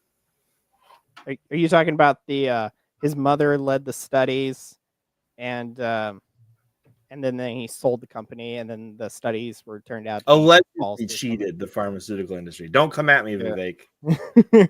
Allegedly. He wasn't being Indian. And there, it is funny that and this is not a conspiracy theory. JD Vance is one of his kids is named Vivek, and they all went to school together.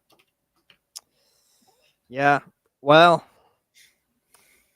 Yeah. Well, as I believe. Well, if you believe what I believe, which was like with Trump getting shot, I firmly believe that Trump was they try to make Trump seem like he was their greatest enemy.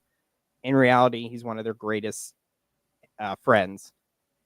He's pretending to be the enemy. So that Who's like, they? it's not the uncircumcised, if that's Okay, all right. Wait. No. Circumcised. Yeah, the I was circumcised. like, Yep. wait a second. What are you saying here? Yeah, the circumcised. Yeah, the The circumcised. Inquisition. This is way before I know anything. Again, I'm not a groiper, and I don't subscribe to that. I've watched one video of the supposedly the circumcises plot, but one video, and I'm like, I watched it and I was like, seems pretty typical. Like I don't you're still needing to say more, but yeah, because it's funny you bring up the Federal Reserve. They talked about that with Titanic and how like the guys that were going to come after it passed. So funny coincidences. Titanic somehow. Not to mention the insurance money they could have gained if they happened to swap the sister ships for that voyage. Wow, how did that happen? Yeah. So, but yeah, with they though, I just mean like the swamp. Like I believe the swamp because they like the bureaucratic state.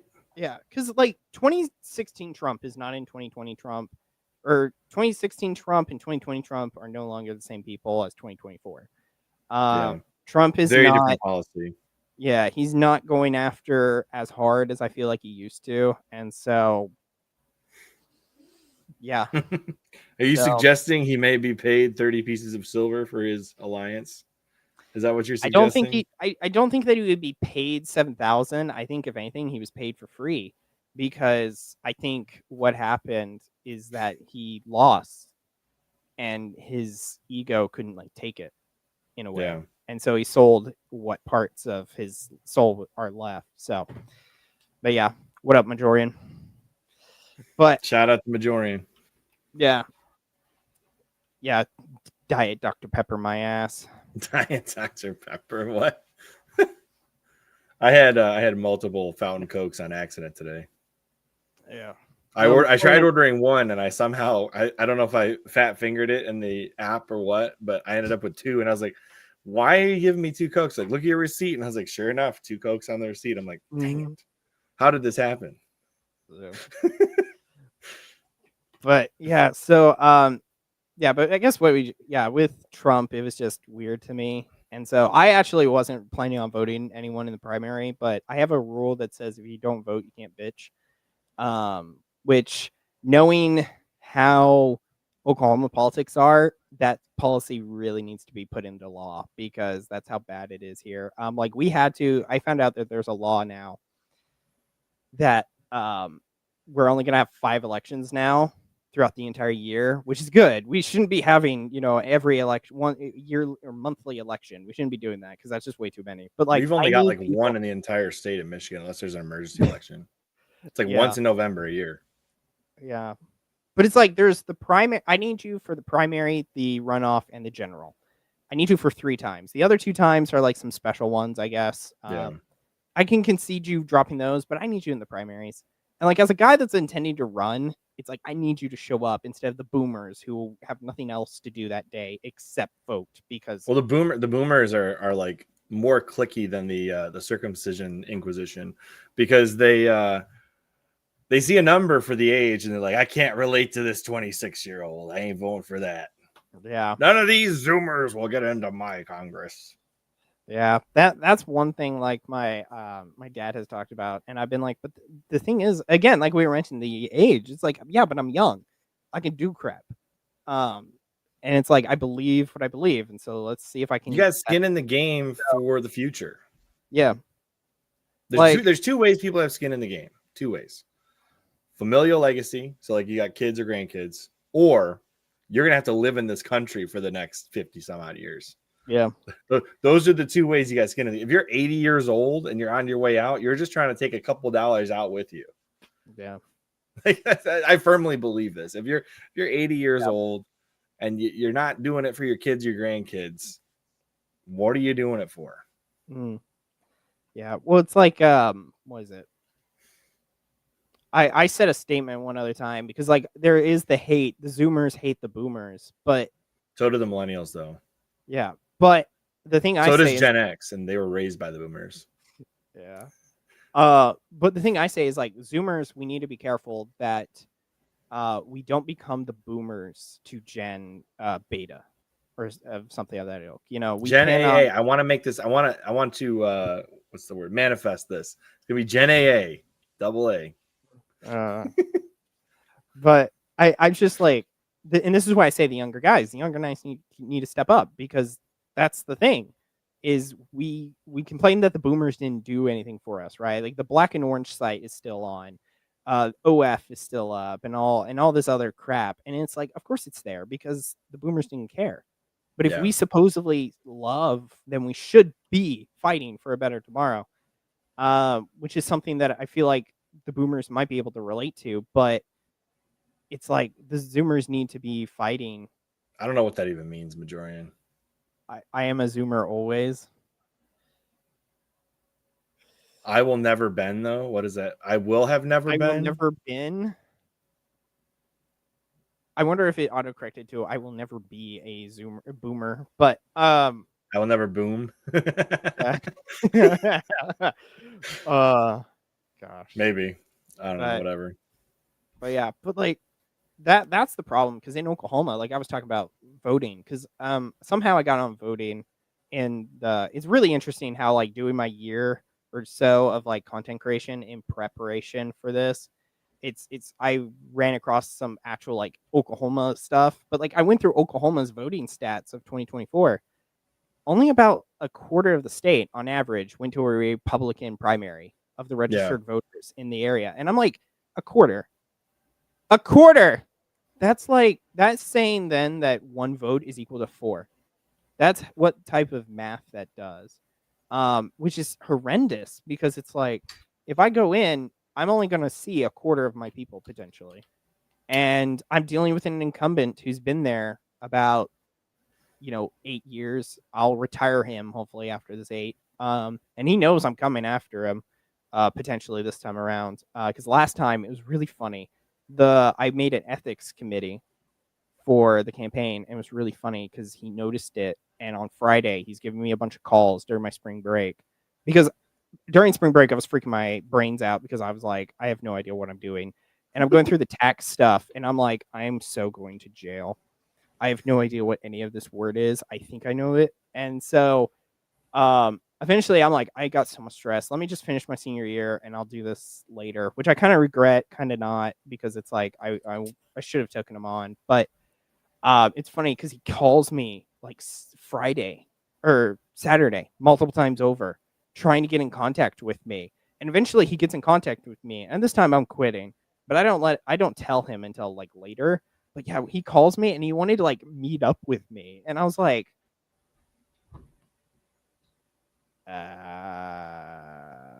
we're enemies, bro. Like, I'm confused on why he wants to talk to me. He's probably trying to call a truce with you until he ages out. That's my guess. He could have. I ain't gonna give him that. I got time. I have needs to do, which is boomers are deal makers. They want to make deals. They want to have transactional governance. They want to make sure that they can own you, but also do business with you. Yeah. I mean, they've got the money, they got the experience. Well, they've got time. Yeah, my guy's got like a nature place and a Daylight Donuts, so he does not need to be in this politics. He's got grandkids, I think. Gonna pay me off. Gonna have a real hard problem with that. The fact that I literally didn't take money. I have something called character, and that's integrity. I have integrity. Which is why I also say with the younger guys, because we talk about the younger guys not being in office. It's like part of that is also of politics itself. The fear that I have is that when I enter, I'm the saint, right? I'm working towards sainthood. Which level of purgatory or hell you're walking into? It's like Dante's Inferno. Where am I at here? Well, I'm saying like I'm working towards being a sainthood, but like, will I stop after I get into politics? Because not because of the fact that I'm just gonna be this horrible dude, but I'm saying like, the compromises you might have to make. Yeah, and it's in that of like the character hits. But I think that's the thing, though. It's a sacrifice. I don't know what's going to happen, but it's going to be a sacrifice on myself. And like the thing I say is like, oh, it's a sacrifice. I haven't seen that before. I don't hear that once a week. At a minimum, like sacrifice is the name of the game as a Catholic and just even Christian. And so it's like, if you think that you're like, I'm afraid that I'll turn into some type of monster, but I hope that somebody will. There's always St. Thomas More. Yeah. Stick to your guns. Let them martyr you if they have to. Yeah, John the Baptist myself. Yeah, that's true. Him too. Yeah. Straight up to the king. But that's the thing that I say also is like that's why I feel like a lot of younger guys don't want to get into it. Is not only is it that they may not know how to get in, they are afraid that they're going to have to make those choices, because the good guys that should enter are those that are striving towards sainthood. But the problem with that is, will you still be seeking it? And so, and I feel like that is something I've thought about, but I think we just need to overcome that and prove that no, we can still be righteous men in the name of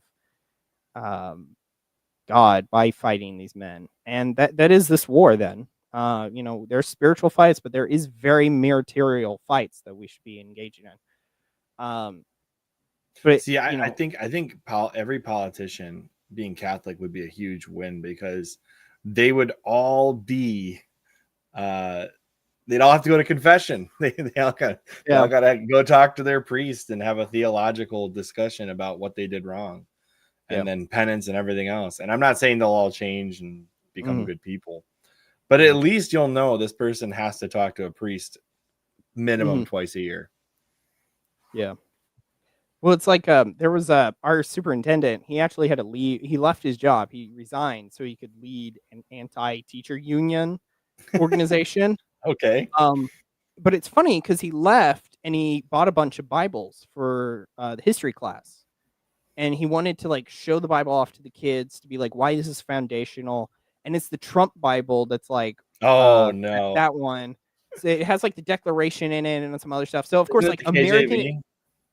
I think it was, yeah. Yeah. I did a video about this because I was like, this is idiotic because of the fact, because I'm an efficiency guy. If your goal is to, what I presume as an American evangelical, present the Bible in front of these people so they believe that Jesus Christ came for you because he loved you and he came to save your soul. It's like, if you're going to do that, don't be a pussy about putting the Bible in front of them and hopefully that they become Christian.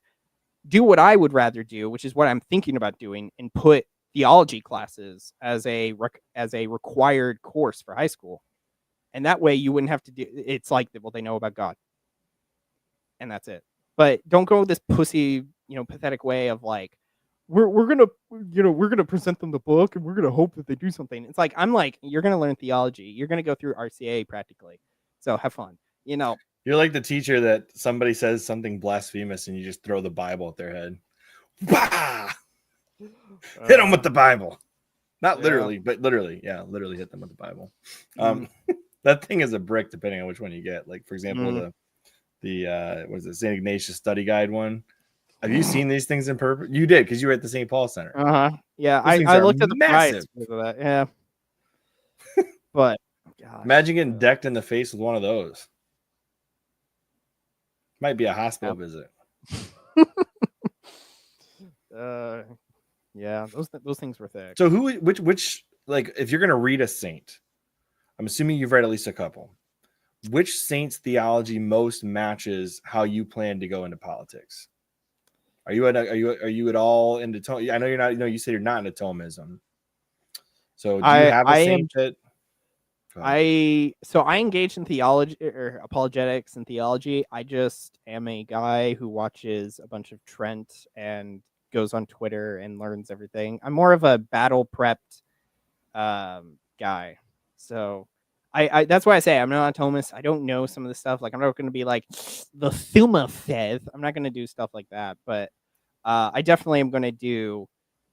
I do have my thoughts, because like I was thinking of these stuff earlier, because a lot of the times when I critique like Protestantism, some of it comes from a secular view, because that's how I was looking at it. And like one of the things that I'd throw is like Protestantism. It's you believe multiple things, like especially in social teaching, and it's like, so what you're saying is that God has multiple wills, Yeah. and so he believes multiple things. So how is that possible? Because doesn't God believe in one thing? Or are you saying God is bipolar? In which case, what? Like, and that's the question that I think you can't walk away from. If you say, like, are you then saying God will allow multiple things? And if you go yes, then what will he ever not allow? And it's like, well, according to the Bible, it's like, and at that point, all of my theology, all of it is based on Genesis 3:15. Okay, that's the starting point for all of my theology, because the Protestants want to tell you it's he shall crush thy head, right? Jesus is in control; he's going to crush that head serpent. And if that's the case, faith alone makes a lot of sense, because if you just believe in Jesus, he's going to take care of that serpent for you, right? But if it's the traditional Catholic view of she shall crush thy head, then that takes effort from the church, from Mary, and from the bride of Christ, which is all of us. That means that we have to do something. Faith and works make sense if Genesis 3:15 is she shall crush thy head. And the more I've dug into it, the more firmly that I am very sure it should say she. So that's where my theology all stems from, is that one verse of the Bible tells me all I need to know and how to look at the future, because God created the original, what is it, the proto-evangelium. So anyways, that's where my theology is based out of. It started out with my father-in-law discussing it, and the more I've dug into it, the more I'm like, yeah, this is literally, everything stems from this. So yeah, well, it's the beginning. Question for you: what is your favorite verse of scripture? Do you have one?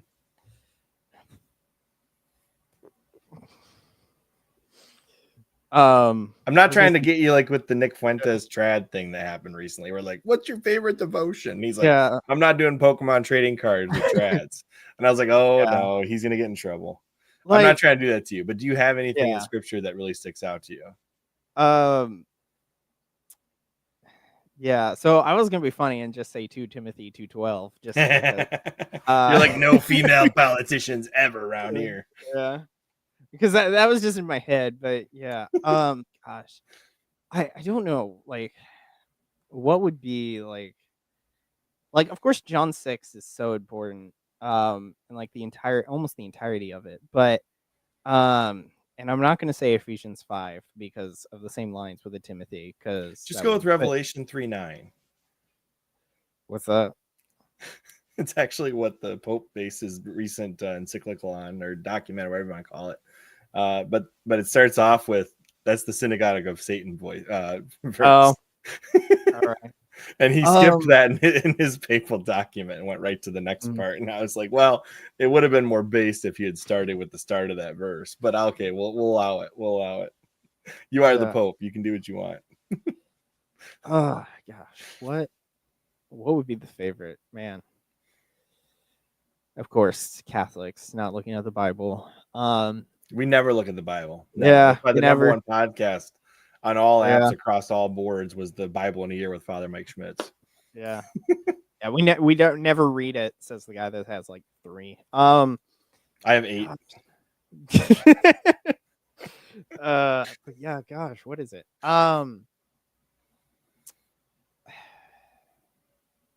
If you don't have a favorite, that's fine. Just drop it in the comments later. I really just want to think, like, I gotta think about it. Hold on, I gotta think of something. Okay, well, while you're thinking, I'll talk. All right. If you guys aren't subscribed to Theology Matters, give that a shot. Go and subscribe to Eli's channel, especially if you like gaming and theology.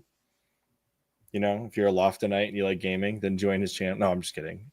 But if you like what you've heard tonight, this is a lot of his discussion, except usually on his channel, either he has people that aren't me on, or he's talking to himself for the whole time. And both discussions could be meaningful for you if you're interested in that kind of thing. He had Joe Enders and Majorian on. That was a pretty good conversation. Joe was getting pretty heated about reclaiming Detroit and stuff like that. Yeah, it was an interesting stream, to say the least. But yeah, go subscribe to Eli's channel. Give him a shot. if you're in Oklahoma, District 6, vote for Eli over whoever his opponent is. I don't know who it even is, but I'll just take it on faith that you should vote for Eli. Yeah. Well, potentially he hasn't. It's ironic. Rusty Cornwell hasn't had a opponent since 2018, and that was a Democrat. So he won the primary with no challenge. And then he had that one Democrat face him. That's it. I will be his only Republican challenger right now. Assuming that no one else steps in, which there might be as controlled opposition if he is, because I had another rep I was talking to, and I asked him, how is Cornwell? Because I was like, well, if he's ultra conservative, then at that point I'm like, frick, I need to think different. But he was like, he's Republican, but he could work. Yeah, he could use some work. And so at that point I was like, okay, I'm greenlit.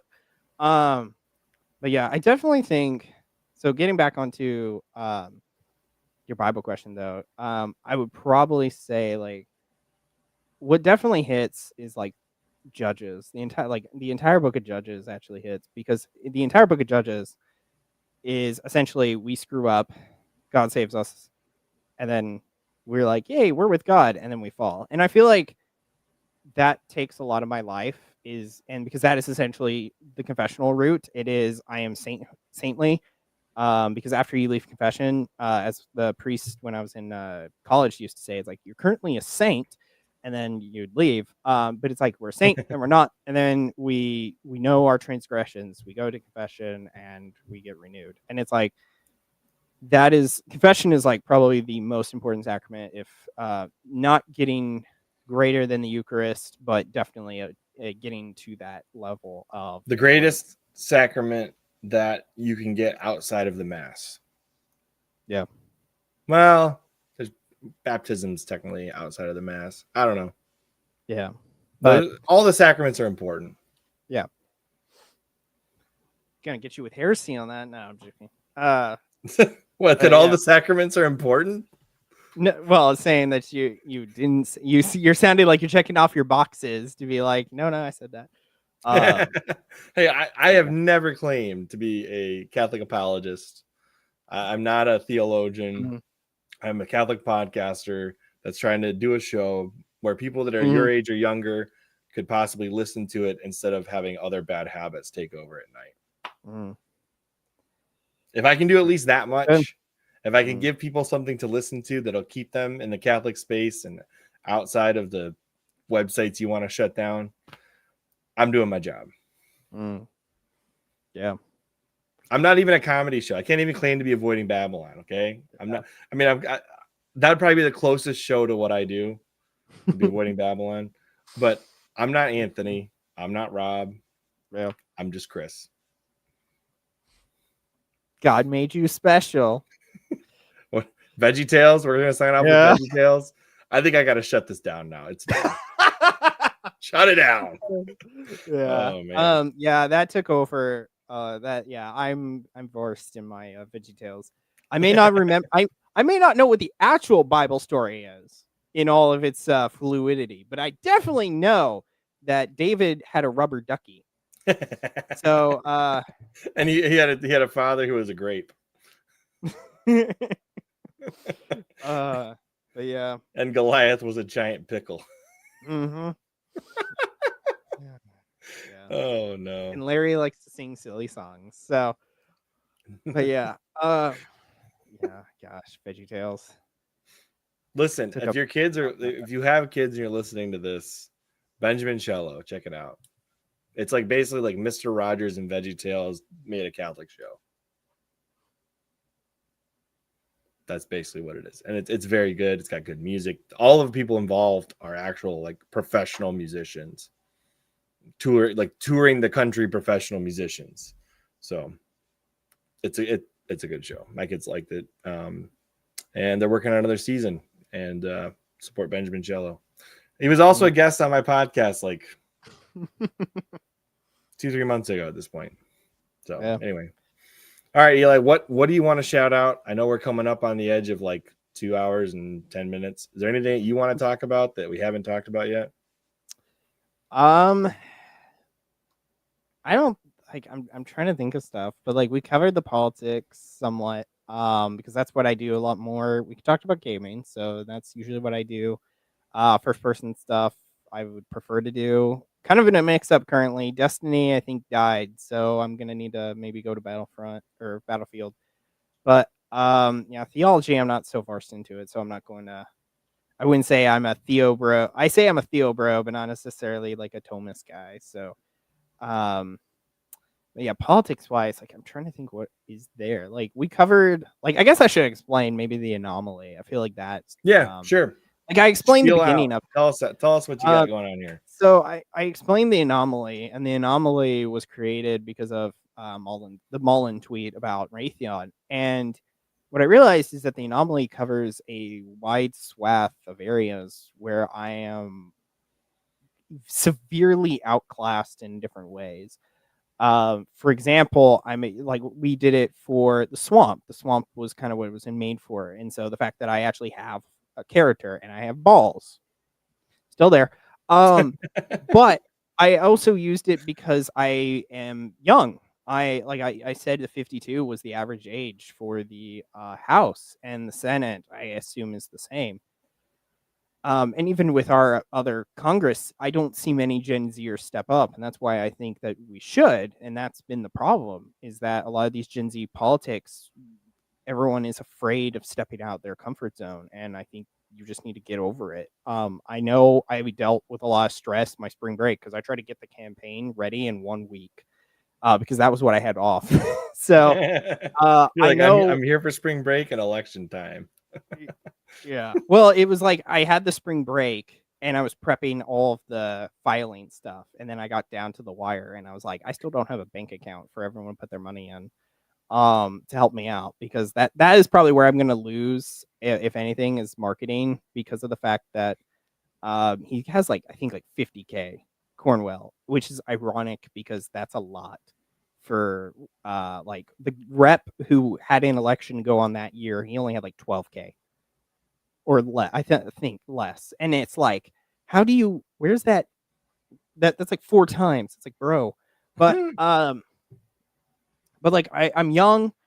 The other point is that I am an engineer. I am not a politician. I have not worked for anyone's campaign. I am literally just a dude hoping to do some good work, because that's what's needed. I don't feel like I should be waiting around. That's kind of been the, I think, problem with also Gen Z, is that they want to get their family structured, and once that's all settled, they'll sacrifice themselves for their state.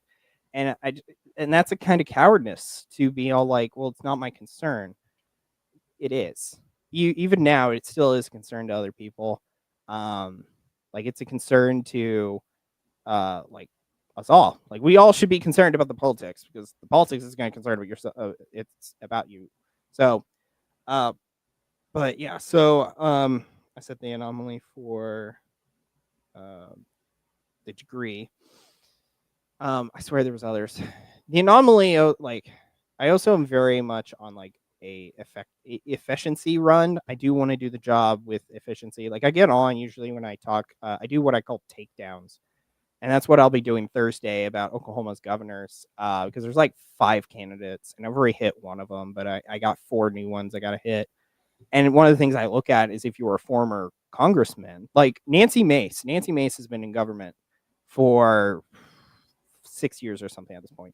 There's only one law she's passed that's gotten passed, and it was renaming a post office. That is so disappointing for so much of this. I'm not seeing enough of work. She, like, typical woman, runs her mouth, does nothing. That's trouble. Timothy 212. But it's just like, that's the thing. I'm thinking of right now a 10-year plan. So because I can only do 12 years in the House, and or the Senate. So I'm locked into 12 years, which I think is dumb. And I do want to change that, because I think term limits, if I'm going to discuss with term limits, I don't think it should be, we should concern ourselves like youth. Yes, I think there's a borderline, but I don't think we should term limit, because term limits are just an excuse for people not to watch the politics. Because it's like currently we have like McConnell, Mitch McConnell, right? He's been in politics for decades at this point. Pelosi, she's been in the U.S. government probably for decades as well. It's like if we had term limits, we would shrink them down. But the problem is, it's on the people. The people still want them to represent them. Yeah. And so that's kind of on people who are against the opposition or against the old timer who's been in the incumbent for decades. They need to step up and take them on. Like, this is why I think it's always funny when I hear you're going to get primaried. I'm like, boy, you ain't doing crap. You're doing less than crap. At least if you crapped, there would be something for me to touch and feel. You're going to do nothing. And that's the sad fact of a lot of Republicans. It's like they have a lot of mouth, but they have a lot of not enough action. And I think that's one part of also the anomaly. It's like, I'm going to be actionable, which I've kind of been getting on, but I guess that's been how I meant to say it. But yeah, I think I covered that good. But yeah, I would get rid of some of the older people. I'm like, retire. Like, once you hit 70, you're done. Like, even myself, like if I hit like 70, the bishop rule, like we have in the church, at 75, you have to submit your resignation. something like that. Like, I think it's like, if you're going to get into politics, if you're young, you can do it. But like when you hit like 40, 35, you can only go until like 60 or something. Because like there's no point in Marsha Blackburn running for Tennessee governor at 74 when she should have been retired like a decade ago. The only way that she can not retire is in the government sector, because in the private, she'd be done. Or the public, I should say. Private, public, private, she'd be done. She'd be on retirement. So, and was it Medicaid and everything else? Well, how would I know? I'm a youth. I don't know. I pay it. That's all I do. But it's like, I think the thing that I'm going with, and right now it's kind of still up. Like, of course I've got these plans, and I got the 12-year plan, but it's like, if you run for government, you can go until 70, but if you don't do it when you're 20 or in your like late or early 30s, then it'll cap you at like 60 or something. So it's like, if you actually wanted to do it and you're doing it out of love, then you can do it longer. But if you're just doing it for a paycheck, you're going to get less time to do it.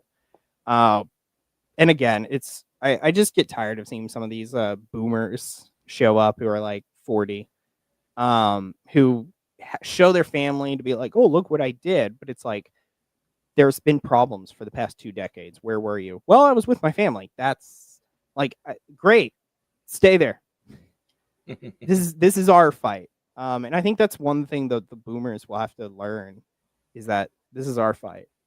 Gen Z needs to step up. That is one thing I agree. Gen Z needs to step up, but I also think the boomers need to step down. It's really hard to do good work if you're being shut down by your supposed brother faith. So, yeah, one thing the boomers did is they took over and they never left.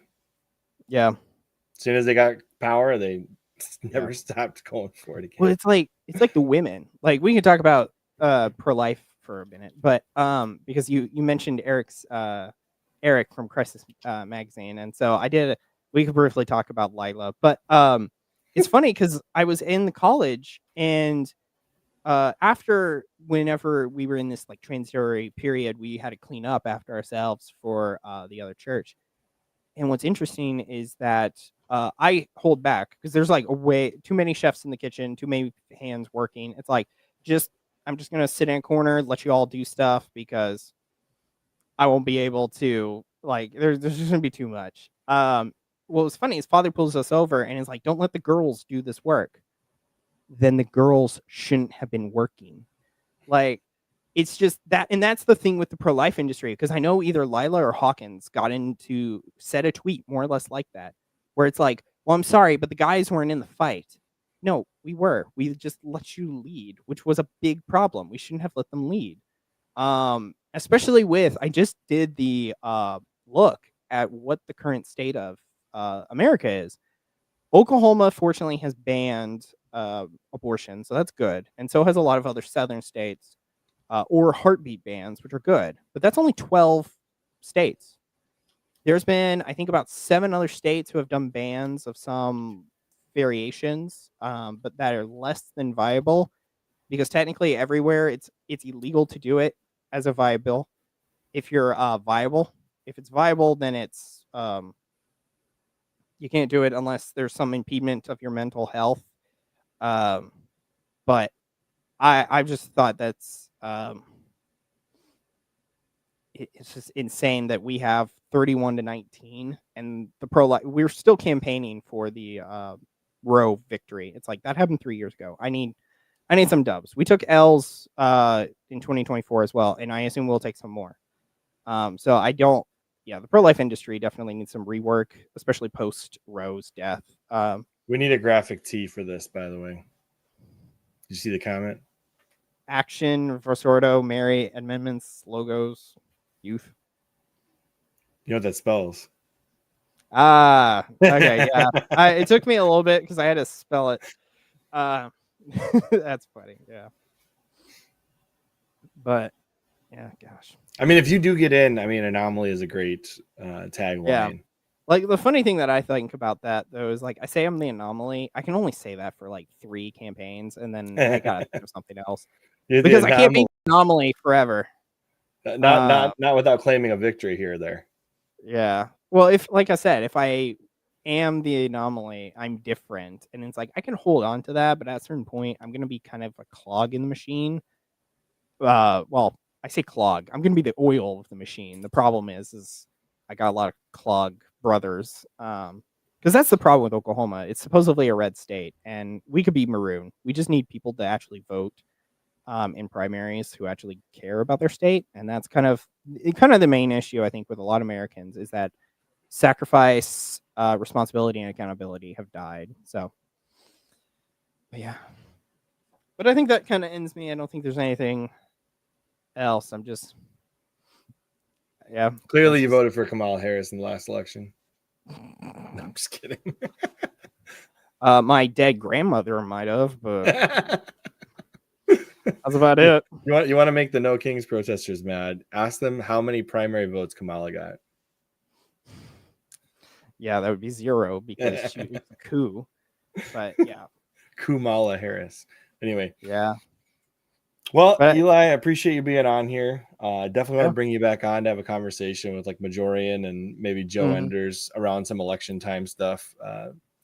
Maybe later this year, maybe early next year, maybe primary season.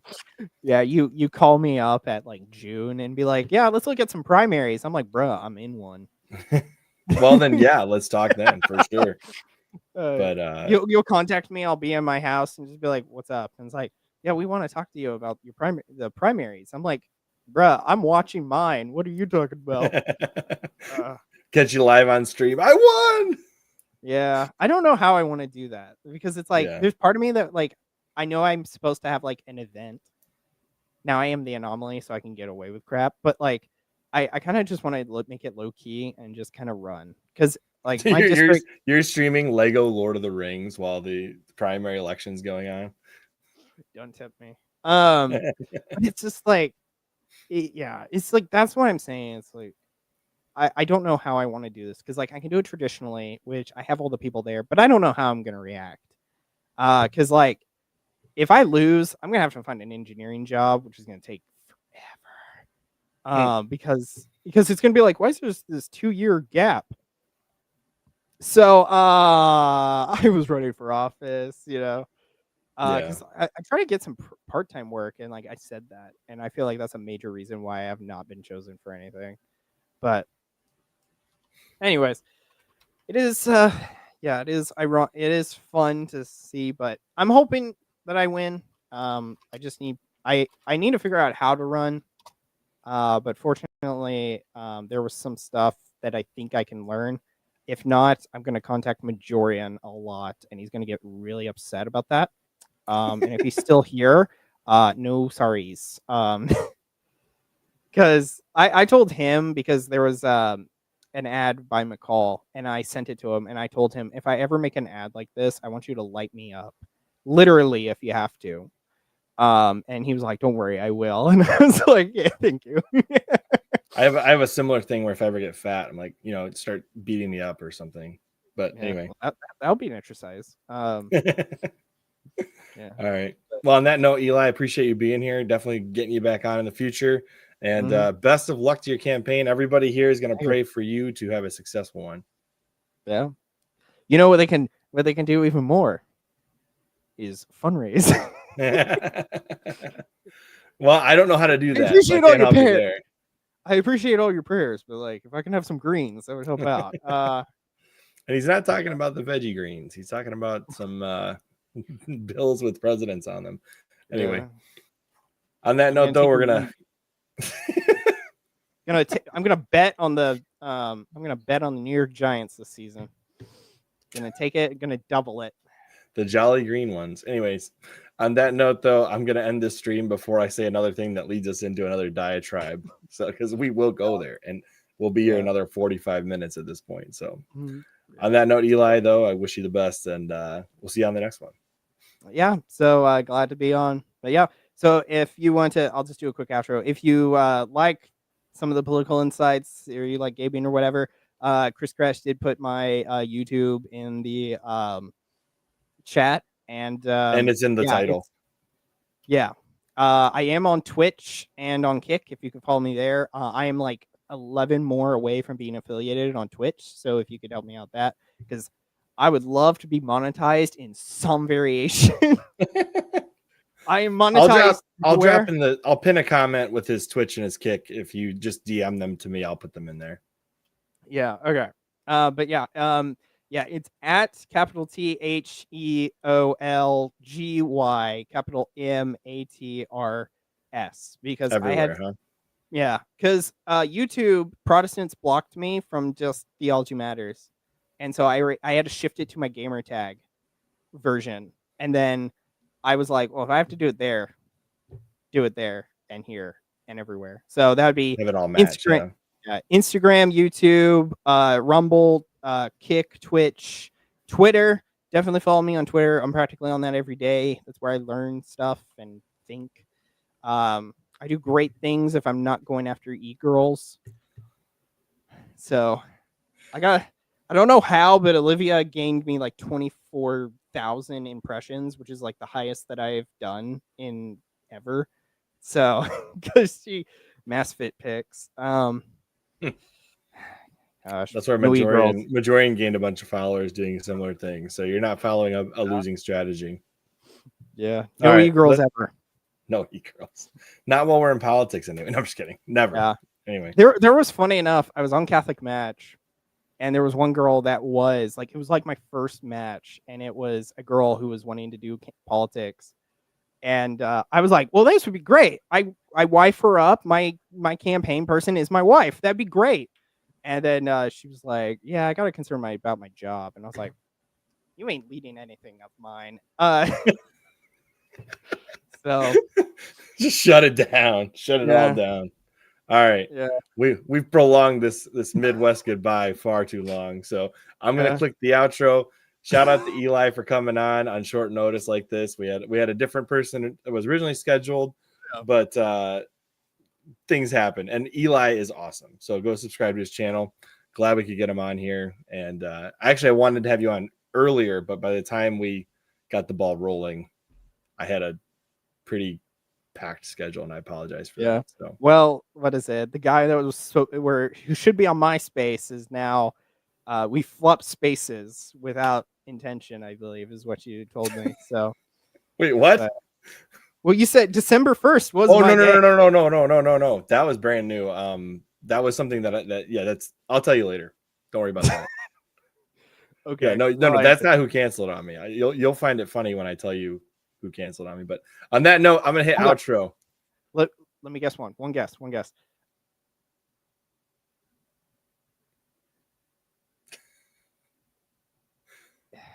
Why did my okay, fine. Do the outro.